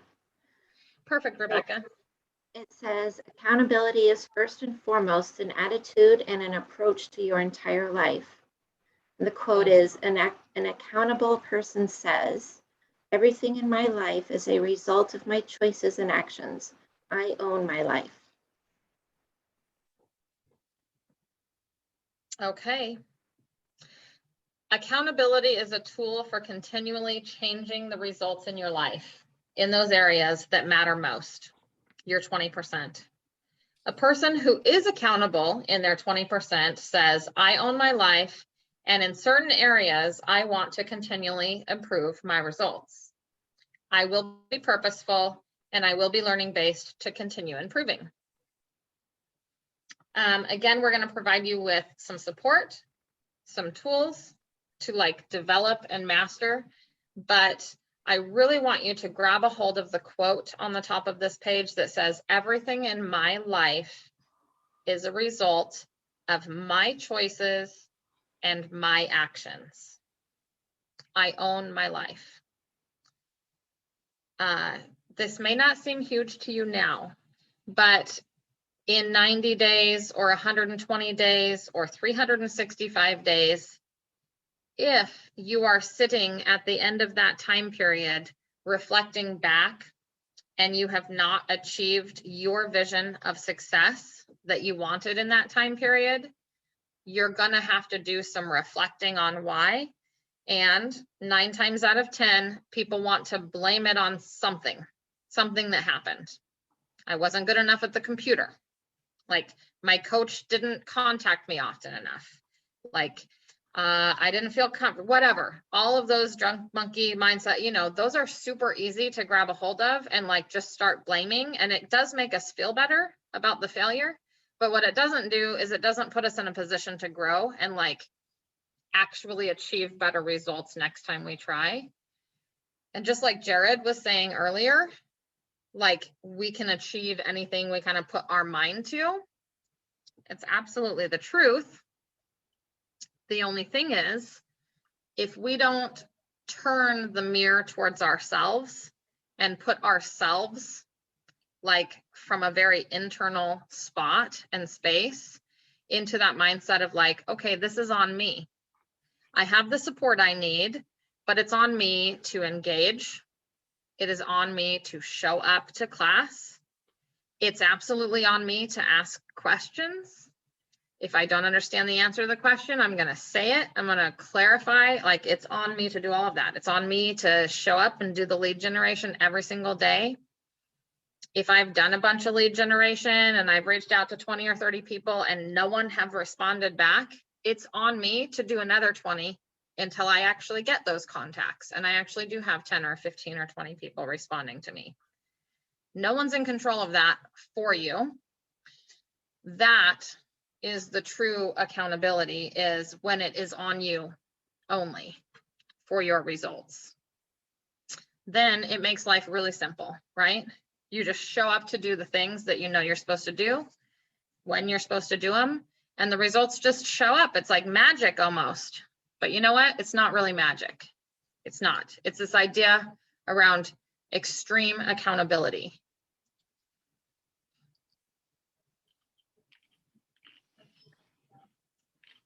Does that make sense? How do you feel about it? Oh, it's obvious. I think it makes perfect sense. Good. Yeah. Bart, I think it is obvious to some, and then, you know, sometimes some of these topics are new to some, like some, you know, No, some of I these didn't topics know. are new. Everyone's I in didn't- kind of a different spot with self-development, but absolutely. Yeah, I didn't diminish anybody by saying that. Absolutely not. No, I totally get it. And I love that you're there. You're like, yeah, I'm there. I'm down for this. I know that I'm in control of my destiny and I'm showing up for it because I'm ready for results. That's really good. Okay. The next thing, page 17, just ground rules for the class. Since this is the first class, we want to make sure and go over them. This is kind of how you want to show up to every single class. Does somebody just want to breeze through those real quick on page 17?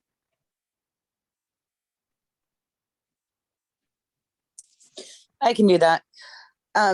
Ground rules throughout Ignite.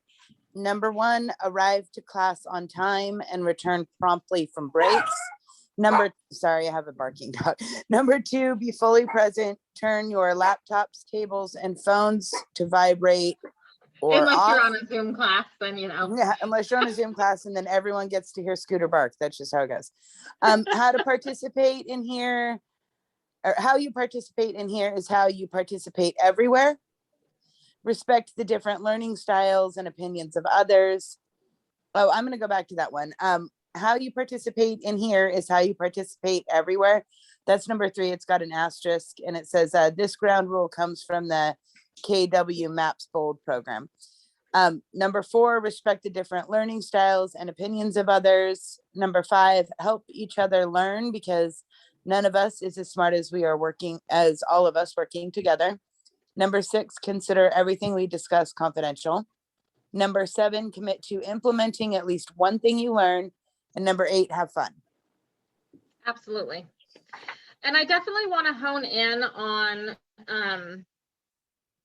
number 5 and 6, because I feel like, you know, we have to create like a really safe learning environment. So you guys have permission to fail and like talk about the failure without feeling ashamed about it or embarrassed.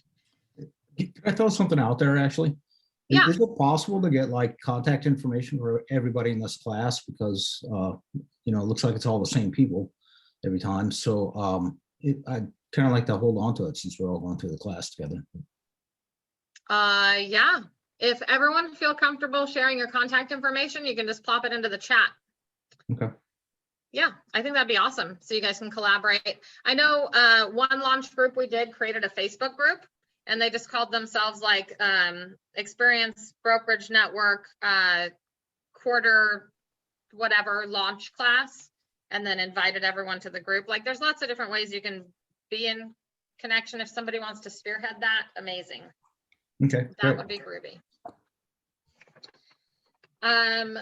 Yeah, because you guys will develop, like, it's new now, but as you guys go through, you'll learn, you'll get to know each other, and like you'll develop this kind of cohort mentality, and it's a very supportive environment. I think you guys will find you'll build this momentum and this energy along the way, and it's very valuable to keep the professional contacts as you go through your career.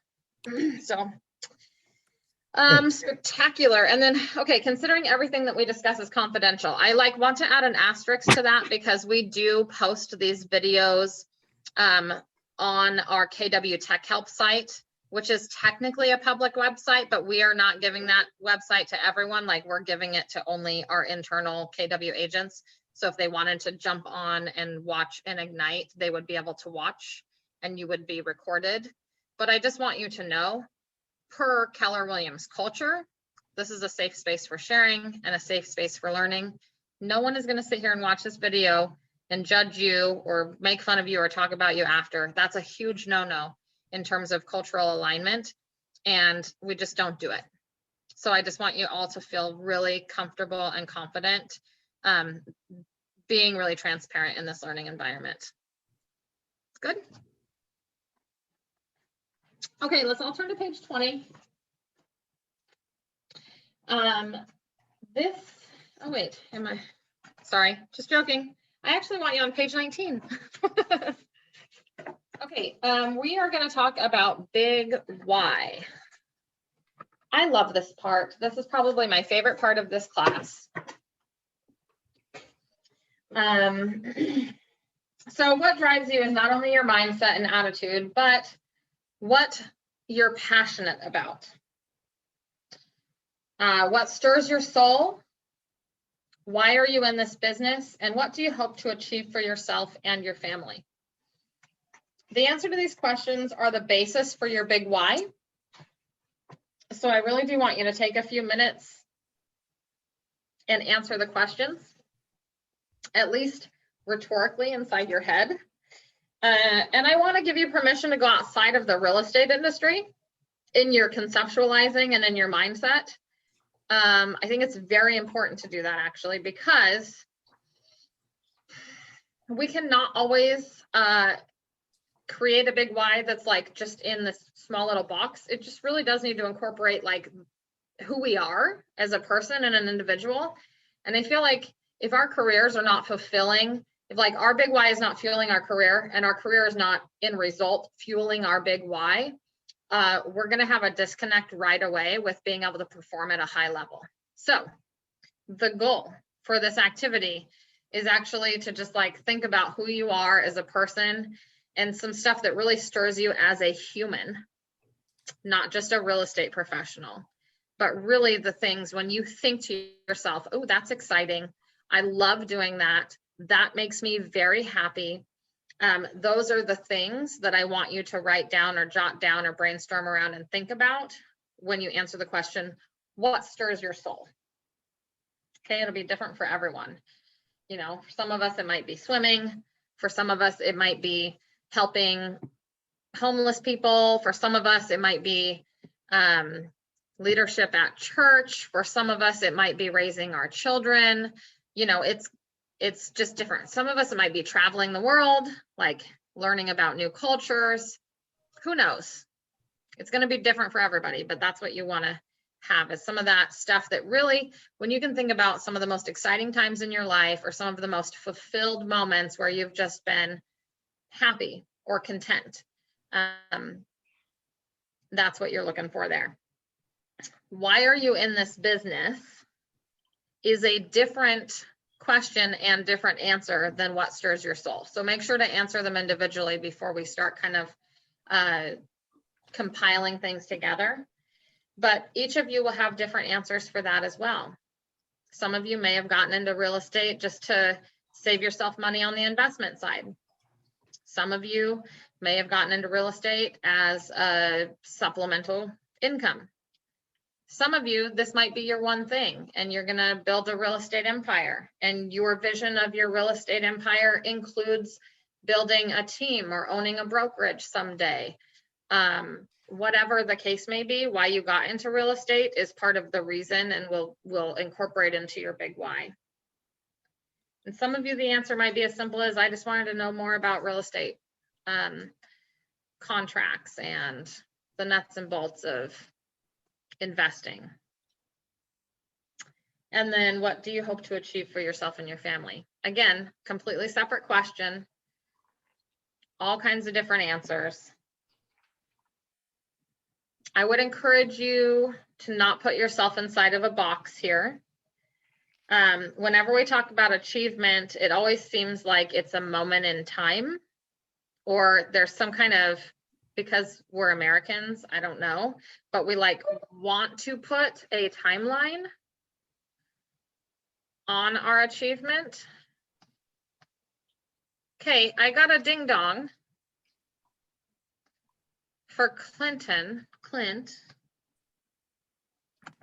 but I didn't let him in and now he's disappeared on me. Okay, well. Bad host. Oh, well, hopefully he'll ding dong again because I did not let him in. Okay, so my encouragement for your answer to this, what do you want to achieve for yourself and your family, is make this a little bit of an infinite time frame. Like if you did have to envision a timeline for this, I would want you to take from the perspective of like being on your deathbed and leaving a legacy. You know, if it's your last day on earth, what will you have wanted to leave behind? And achievement is not just monetary too. Like sometimes this is emotional growth, sometimes whatever. Achievement is all kinds of different things. So I just want you to know it's whatever's heavy on your heart, but don't constrict yourself to like the next 1 to 3 years. This needs to be a big thing that can fuel you for years and years to come. All right, so passion for your big why. Anyone can achieve the goals set in this course, but not everyone will. Okay, the journey requires discipline and a commitment to follow the models, systems, and a schedule every day. It requires passion towards something bigger than the task at hand. Your big why. First, have a big why built around your passion, then follow the models you'll learn in this course and keep doing it. Eventually, you will achieve grand success. So on the bottom of page 19, I'm going to hold this up. You guys see that arrow graphic? I'm probably showing my screen. I wonder if they put it on the screen for me. We'll see here in just a second. No, they didn't. Of course not. Okay, that's fine. I like pictures. I don't know if you can tell that. I'm a visual reminder picture girl. I'm like, show me a picture of it. This is an arrow, okay? Basically a big old math problem, and it says, passion for your big why plus follow the models plus time on task over time equals success. That I like that. For me, it simplifies all of these potential things I could be doing down into a super simple formula. And it's like, okay, as long as I know the reason I'm doing it and I have a plan, then it's just time on the task over time. I'm eventually going to win. I just need to keep in activity. I'm going to do this thing I decided to do every day for as long as it takes. As long as I'm doing it, I'll have results. Every once in a while, I look up, I measure my results, and I'm like, am I closer to my goal? If the answer is no, after a certain amount of time, that's a really good gap analysis and coaching conversation moment. But truthfully, all of this is as simple as know why, know what, and then do it. And if you do those 3 things over time, you'll succeed.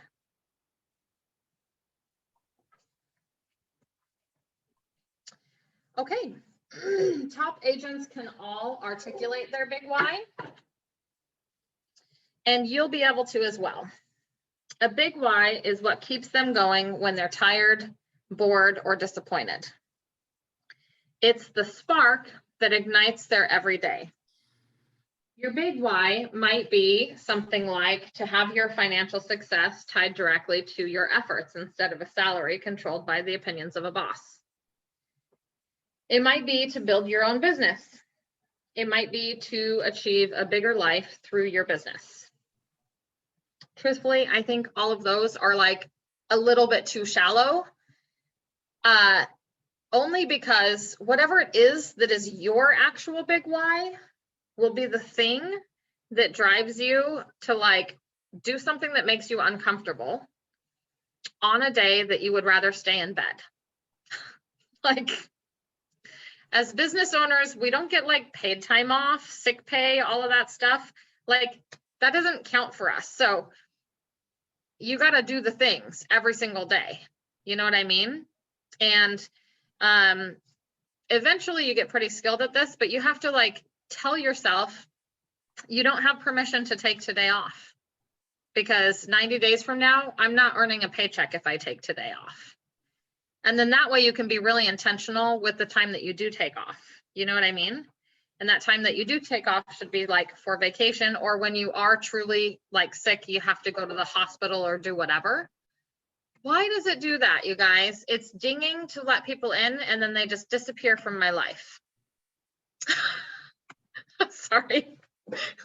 That was just me being like, what on earth is going on here? Okay, I think I got it. Emily, did you get in? Yeah, Okay. sorry. Something on my earbud set me out. I don't know what I did. That's okay. It's all good.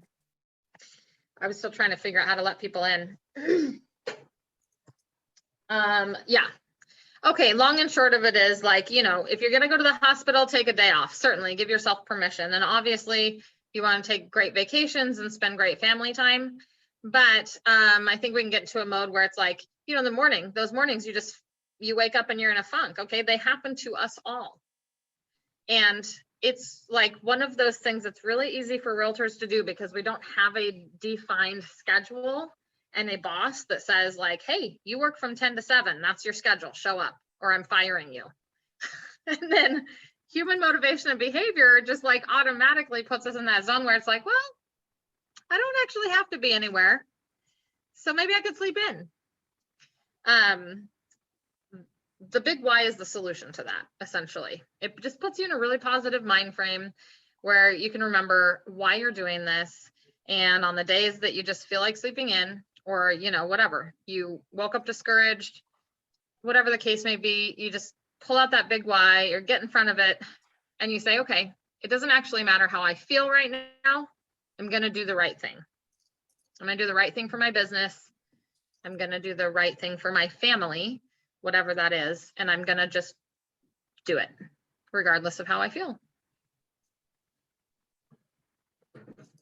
Okay.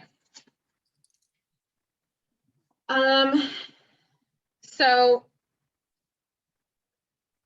what I would like to do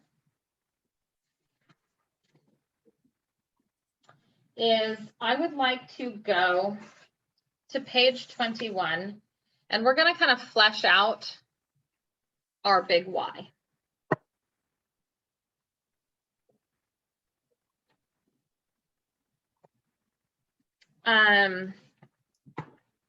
The activity, here's the activity, and we're going to take a little while to do this activity, so I don't want you to rush through it. This is actually super important for your business. And again, we're in a warm and fuzzy zone, and so it's not comfortable for all of us, but do spend some time here. Here's what we're going to answer in the activity. I don't want you to start yet, though. For those of you high Ds, you've already started the activity, stop it. Quit. Okay. So the overview, right? What is or was your driving motivation, the why or your goal for a career in real estate? What will achieving your goal mean for you? In what way will your life change? And what doors will this open for you? This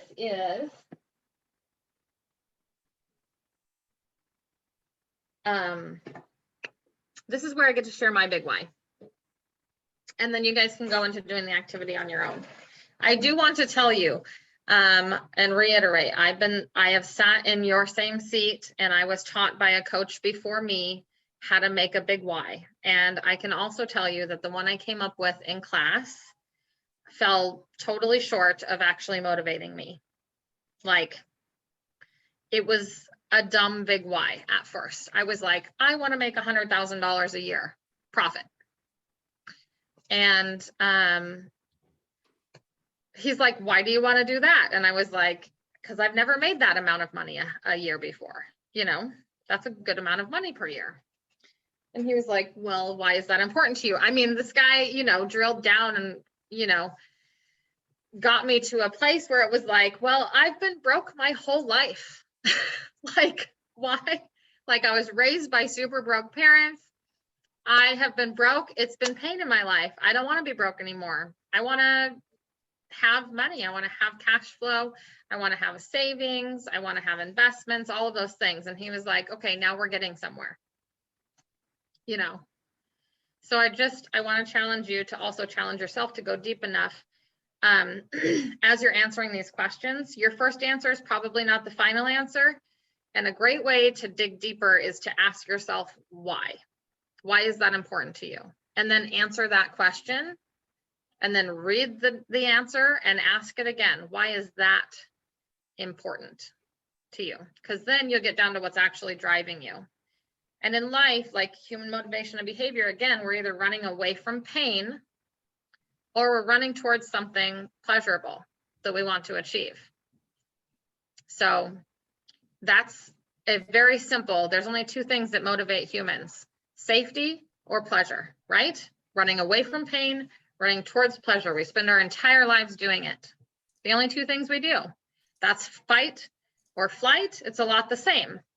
We're always running away from something or towards something else. So as you're building that big why, you do want to try to ask yourself enough questions to really know what's motivating the drive. Because the drive is the thing, again, that helps you get the lead generation done consistently every day. Can I add something to that based off of something I read in a book a while ago?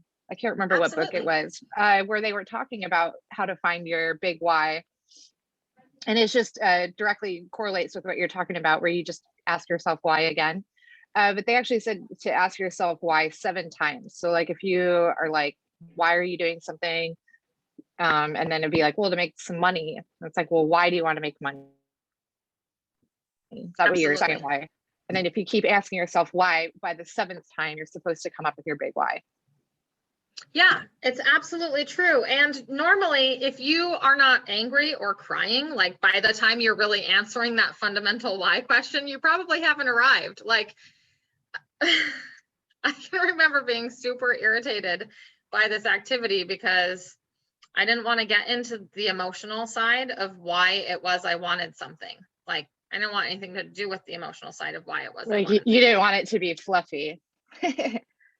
And truthfully, my big why, and actually, like, so I'm in the process this year of kind of rewriting that why, because I'm at a place in my business where I've grown enough to where I feel like, okay, I'm not going back there to scarcity or lack or fear. And my first big why, even though it was enough to drive my business growth for 5 years, it's just not serving me anymore. And give yourself permission to do this again later. But my first big why, and I'm going to share it with you, was mostly about running away from pain. It had very little to do with running towards pleasure. I just knew that I didn't want my like adult life, and I'm relatively young. I don't know if you can tell that by looking, but I'm in my 30s. I do have 3 kids. They're teenagers. I started life pretty early, pretty young. I got married, I was barely 19, and I had babies right after that. And so I just started doing this thing called life super early, right out of high school. And my experience growing up was definitely one of poverty. The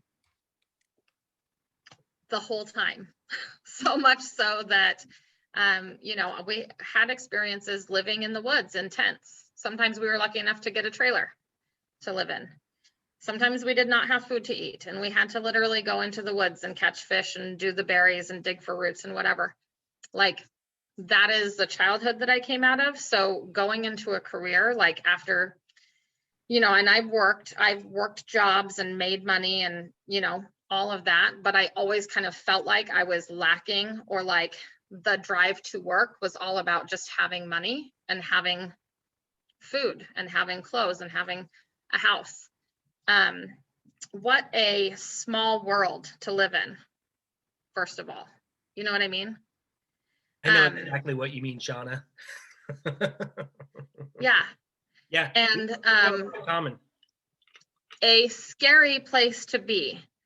And also one of those, like, I don't know what it is about coming from a place of poverty and then like arriving at life as an adult and knowing like, okay, if you can get your mind right enough to say like, I have control of my future destiny, and so I'm moving forward in a different direction.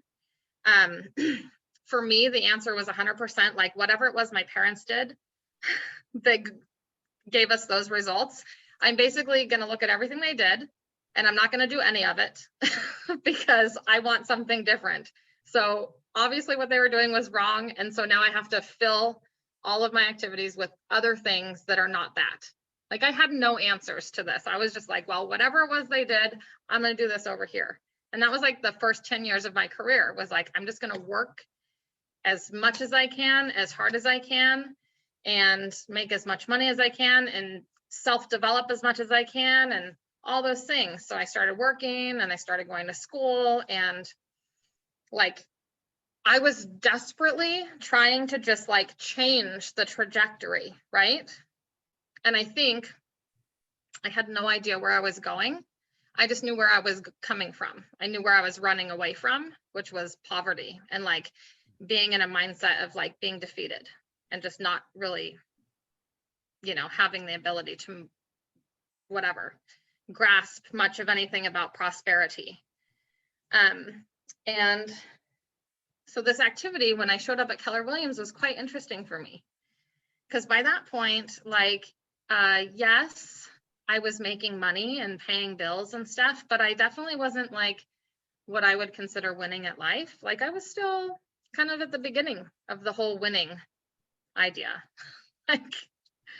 And I just remember sitting through this activity and then circling back around, and I had lunch with my coach and had another conversation and another conversation.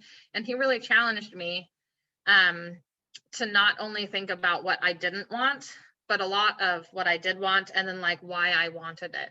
And so for me, my big why developed into making sure that I was kind of like the place in our timeline, in our family tree, where like that mentality of lack and that poverty, all of those results wouldn't happen again for my kids. And that it would be all about building this legacy of like wealth and this mindset around, Jared, just what you said, which is I can achieve anything that I put my mind to. Like, I will 100% guarantee you, if you meet a kid who was born in like poverty and you just have a conversation with them, where they're at in their head about what is possible in life is going to be so different than if you go like to the suburbs, and meet a kid who's been brought up in like just a standard middle-class home, but like one where they haven't been suffering from not knowing where meals are coming from or where their head's going to lay down at night. And like, so their concept about what I want to be when I grow up and do, and just that conversation, it looks night and day different. And so my big why was all about changing that generationally for my family, so that that poverty mindset would die with me, and that I would leave my kids with a legacy and give them a leg up, knowing that they would never ask that question for themselves. And not only that, but that they would achieve bigger things, wealth building, real estate, you know, knowing about financial success, credit scores, work ethic, things like that. So, so that's my big why. I did it without crying this time, so I feel like that's good. I normally cry. Sounds like it's working for you. It is working for me. It absolutely is. Yeah. And I will tell you one more thing before we move into the activity is I'm rewriting my big why this year. Why am I rewriting my big why? I feel like as humans, we're always developing. And like I said, I'm kind of young. And I feel like this year's been like a huge year for growth for me. And it's one of the first years I think I've experienced where it's like, okay, I'm growing to the point where maybe there's like a next level to this. I don't feel like I have to work desperately to get away from something that could be dangerous. Now I'm fine tuning it to be more about a self-fulfilling something that like does feed my soul, stuff that I do enjoy doing, and definitely building that in as a part of why I wake up in the morning. Because it's not really about being broke or making sure that doesn't happen. Like I've basically already achieved that. So that's amazing and awesome. And now I got to add in other stuff about what is feeding my soul now, what makes me happy. So any questions before we start on our activity? Thanks for sharing. You're welcome. I just wanted to say thanks for sharing your story. And I just want, I kind of feel a little bit like even if you don't know your deeper why, because I've struggled with, because you mentioned earlier something about like what a sad place where you felt like you were running for somewhere like from fear. And I just think that if anybody else feels like that it should be, it's like, it's okay, you know, and to maybe have a basic why now, and then you have a deeper one as it goes, if that makes any sense, as you know, like as time goes on. Absolutely. Yeah, absolutely. I would give yourself permission to make changes later. And I would challenge yourself enough, because a lot of times, especially if you are coming from a similar place where you want to change, you want to get away from something, some part of your life that you're definitely not happy with, it can be really emotional and it can be sometimes draining. But I would encourage you to try as best you can, to the extent that you can, to touch base with that. Like you have to know it and be able to write it down to move in the correct direction away from it. Otherwise, we often as humans are just like in an anxiety reaction and are not doing anything to move positively out of or away from whatever that situation or circumstance is. So that if you're coming from something like that and you know you need to move in a different direction away from it, it's really good to identify what it is. But yes, give yourself permission to make this a living document. Start with something and then, you know, let it morph over time as well. Really good point, Aisha.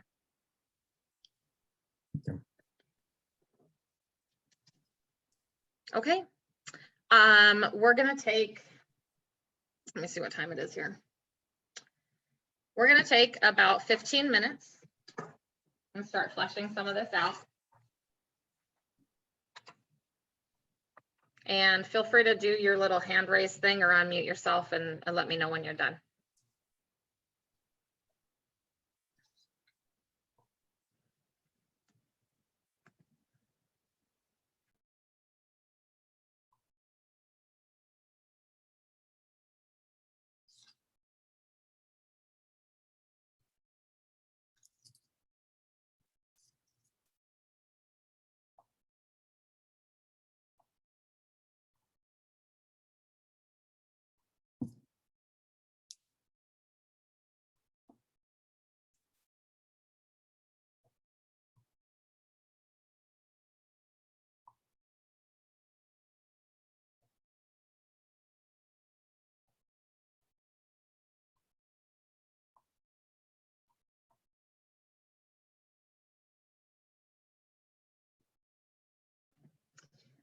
Also, guys, I thought it was worth mentioning, the activity is not only on page 21,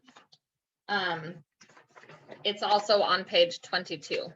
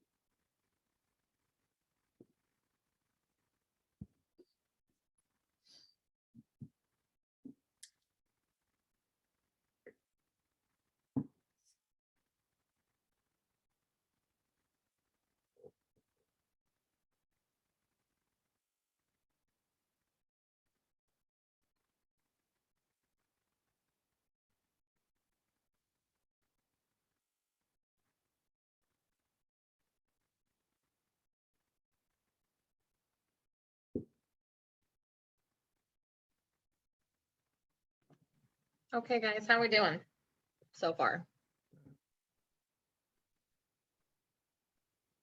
Good. Yeah. Fine.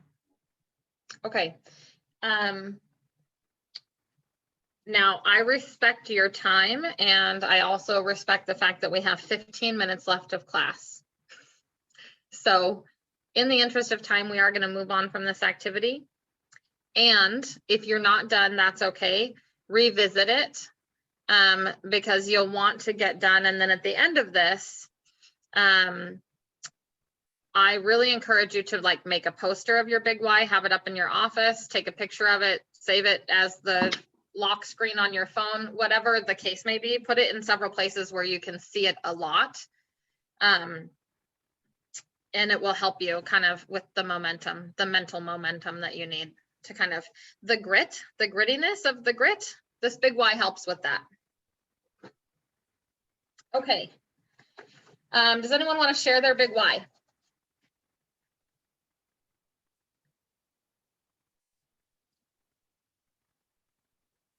Okay, that's okay. If not, not. What I would like to do is I looked through the rest of the material to make sure we weren't too far off track for our class time and all of the topics that we need to cover. And I feel like we're actually doing quite well.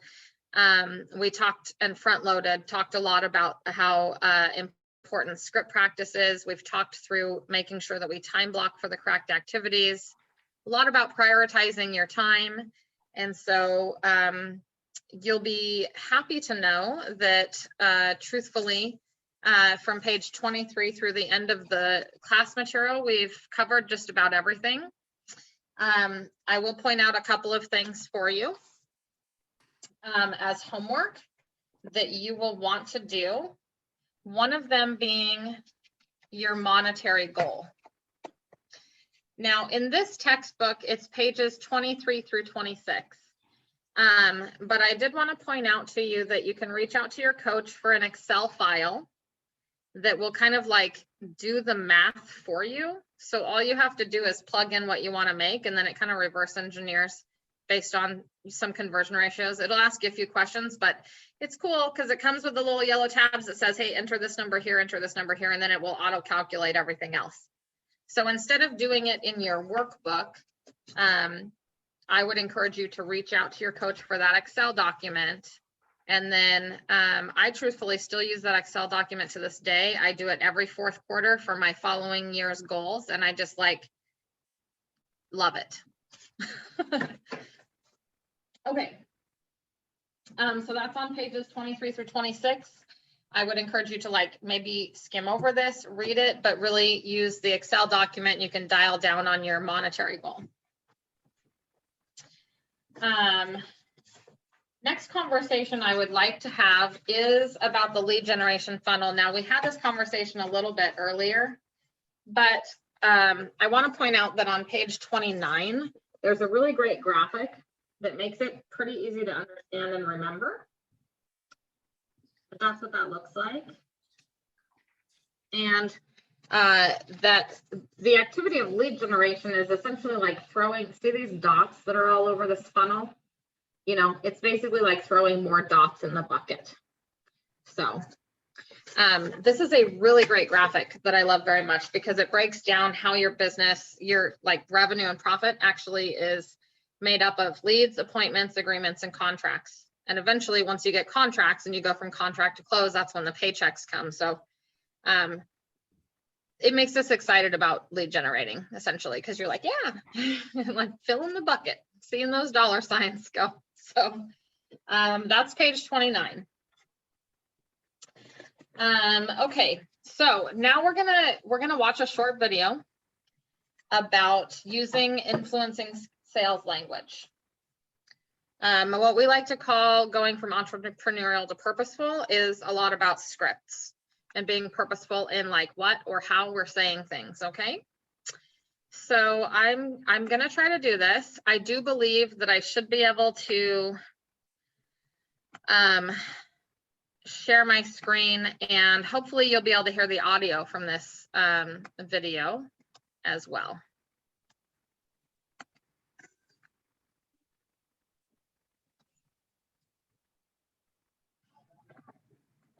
Can't hear the audio. Can you hear the audio or no? No, I couldn't. Oh, Me neither. nobody could hear the audio? Okay, let me try one other way of sharing my screen. Sorry, guys. Yeah, I want to make sure you can hear it. Otherwise, yeah, it's not super helpful. What on earth? Why can't you hear it? All right, let's do minimize this. Stop share. Screen share. I wonder if I just share this window. Ooh, check mark for share sound. Optimize for video clip. Share. Okay, we're gonna try it again. Step 1, you're going to need to get your scripts from a top Okay, could you hear that? Yep, works. Excellent. agent at the office, your team leader, a MAPS coach, or of course Keller Williams University. Step 2, we're going to need to do a total transformation of, instead of talking and telling, of asking questions. Selling isn't telling, selling is asking a series of questions that leads to desired response. So instead of talking so much, we need to get in the habit of asking questions. And asking questions gives us control of the conversation. Control of the conversation gives us our ultimate outcome, which is an appointment set or closing. Step 3, we need to listen with good intentions. Well, what I mean by that is we need to listen to their answers instead of just listening to them talk and asking another question that comes to mind. For example, instead of asking a seller where they're moving to and then going on to the next question, how soon would you like to be there? Ask them, where are you moving to? And when they give you a response, ask them, what takes you there? Step 4 in becoming better at scripts is we need to learn to mimic, mirror, and match the prospect. What I mean by that is we have to listen to their tone of voice. We have to speed up or slow down based on how fast the prospect is talking. That means when they respond and say, we're moving to Toledo, oh, Toledo, that's exciting. What takes you there? 93% of communication is body language and tonality. And that means only 7% are the words that we say or the questions that we ask. Step 5, we need to take these 5 points and practice them daily.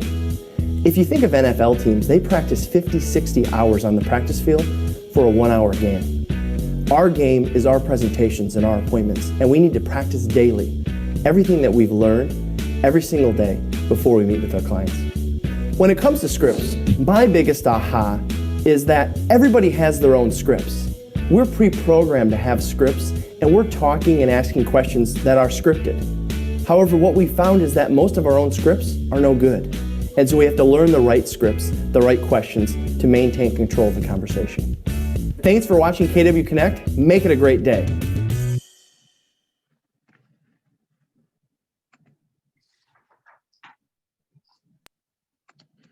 Okay. Okay, so influencing sales language, that's scripts. If you could take away 2 things from this conversation, the first thing would be, do take the time to go to script practice and to purposefully practice your scripts. And number 2 is the thing about questions is absolutely powerful. Like, even if you are not saying a script word for word, like when you're new, this is one of those things where you don't have to be perfect at your scripts to start actually doing lead generation. Just remember the general concept is come from curiosity, ask a lot of questions, and like take really good notes. And based on, as long as you're, every time you have a conversation, you're moving that person forward, then you're in control of the conversation, moving it in a good direction. And that is absolutely what you want. So do practice scripts, do get better at like honing in and knowing what to say. But number 2, just be really good at being curious and asking good questions. Good? Any questions? All righty. So we are on page 36. This is where we're at for this conversation around scripts. And I just want to point out that the next like several pages, almost all the way until page 50, is all about scripts. There's some scripts inserted in here. There is a best practice on how to learn scripts. So this whole concept around memorizing and internalizing, you'll find that on page 39 and 40 on how to learn how to memorize a script and internalize it. This is a section where you'll want to revisit often. And I'll give you one more quick tip around scripts that you can do. Everyone's phone has this functionality. You have a voice memos or a recorder where you can record yourself. You can get into the script book and record yourself saying the script. And that will be really good to then listen to while you're driving or whatever. You know, as realtors, when you start getting into production, you can kind of step away from self-mastery a little bit because you get into activity and you just get busy. But we're in the car a lot.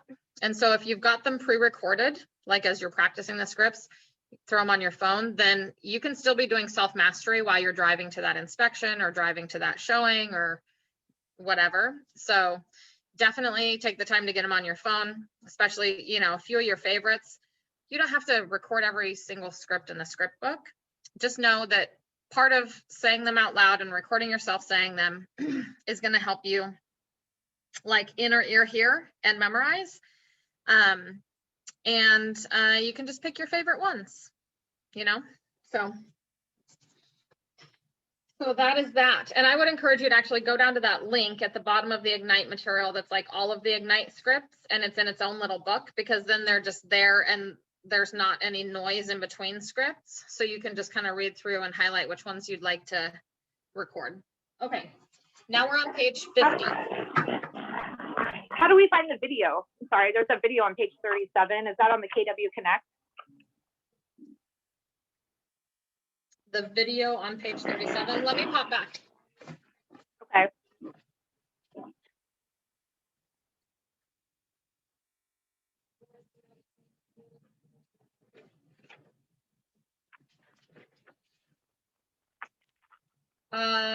That's the one we just watched. Oh, In okay. class. I'm sorry. Okay. Yep. So It's sorry. totally an in-class activity, but yeah, that video, we just watched it in class. Okay. Sorry. That was a dumb question. No dumb questions, not at all. Okay, everybody flip. Whose audio is sounding like that? That is so weird. Do you guys hear that? Yeah, I hear that. That is like a little bit of reverb. That's not me, is it? No. Okay. So strange. All right, well, good. We're going to survive it. Here we go. Page 50. This is a lot about prioritizing activities. And I think this will be a really common theme for you guys as you go through the training and even, you know, after your launch and in your first couple of years of business growth. So the activity on page 50. Powering off. Powering off. Who said that? Is that better? With the reverb? Yes, I think so. Okay, I think it was me. I think it was because I had it plugged into something technological. yeah, I had it on a speaker. Sorry. Okay. That's all right. Technology. I couldn't hear the reverb, so that's why I thought it might be me. Yeah. Okay, sounds good. All right, this is our activity. You guys see that on page 50? Just a list. I mean, basically, you guys can come to this page every time you feel overwhelmed. Okay, if you ever get in a position where you're like, okay, I'm feeling overwhelmed, this is a very simple activity, probably one your mom taught you when you were 10 years old. But making lists is a really good way of getting all of the stress out of our brain and onto a sheet of paper. And then, of course, Gary Keller, master of the obvious, and is driving home and always does drive home that lead generation as your top priority. Basically, everything can be solved with lead generation. So if you're feeling funky, lead generate. You'll probably be in a better place tomorrow. But you can also just do your top 10 priorities right under lead generation, get them out of your head and onto the paper, And that'll help you refocus on your one task that's at hand, which is that lead generation until you're done. So that's a lot about prioritizing your activities. Sometimes it's as easy as just getting them down and making a list. Another really important thing, and we've kind of talked about this already as well, is living by a calendar. You don't have to live by anyone else's calendar, you guys. You live by your own calendar. That's what's great about being a business owner. And for this first quarter, you've committed to showing up in the afternoons for classes, and you've committed to script practice, and that's awesome. The rest of your calendar should be and could be built out by you to just focus on your top priorities. And I want to encourage you that your coaches, team leaders, whoever in your life, not all of, are all of you in the PC program, or are some of you visiting? Okay, so most of you are in the PC program. So basically, reach out to your coach. Like if you're doing your calendar thing and you just can't make it work, or you're feeling funky, reach out to your coach and say, you know what, I'm having a challenge around my calendar. I really need some help prioritizing this, please help. And they're probably going to tell you to do something and then send them something. Like I can remember when I was getting coached through this, she's like, okay, I want you to go to Walmart, buy a week on a page, get some colored pencils and just make a couple of versions. And then I want you to, you know, send it to me in an email. Actually, she had me stop by for coffee, but she's like, once you create a couple of versions, let's stop by for coffee. I'm going to poke holes in it and like challenge you on it. And then we'll make a final draft together. So there's stuff like that. So I just want you to know, if you're having a challenge in any of these areas about prioritizing, time blocking, do get with your coach. That's what we're here for, is to push you forward and to get you past some obstacles that you may actually need assistance with. Okay. There's a couple of other things that will help you very much as you move through this class. And this material does have those resources. Number one, in the back, I'm trying to find the page reference for you so I can tell you. There's a family commitment letter.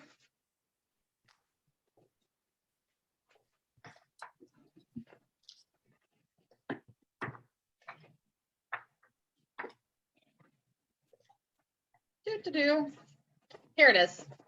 Okay, so there is a family/significant other agreement on page 63.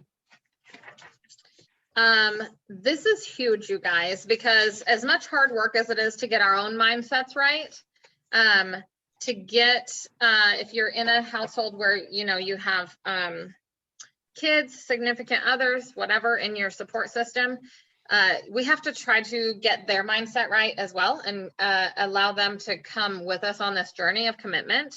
And a lot of times it means late nights or early mornings or changes in schedule, or they have to sacrifice for us to be able to achieve our goals. And so this will help with that. This is just another tool you can utilize, okay? And then another strongly suggested best practice is an accountability partner. Someone, and this is where Bart, you know, you were suggesting building relationships. This is kind of where we start building that idea of forming a cohort.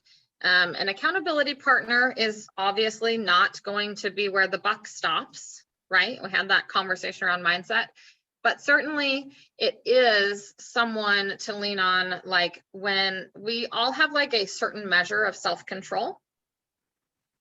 And sometimes we just need someone, like we need it to be transparent. We need someone to also be rooting for us or cheerleading us on, or asking us the hard questions sometimes. Like, okay, you didn't get it done. Why didn't you get it done? Right? So that's not always an awesome conversation to have in like the large group setting of class.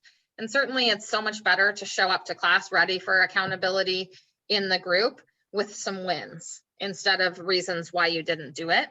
So the suggestion is form some relationships now. Pick some partnerships in class or reach out for some accountability, exchange phone numbers, email addresses, and then check in with each other once a day. You know, if you get together and you've decided on your different timeframes, like add a little reminder to check in with your accountability partner. If you know they're doing lead generation from 5 to 7 p.m., schedule a reminder in your phone that says, text Jared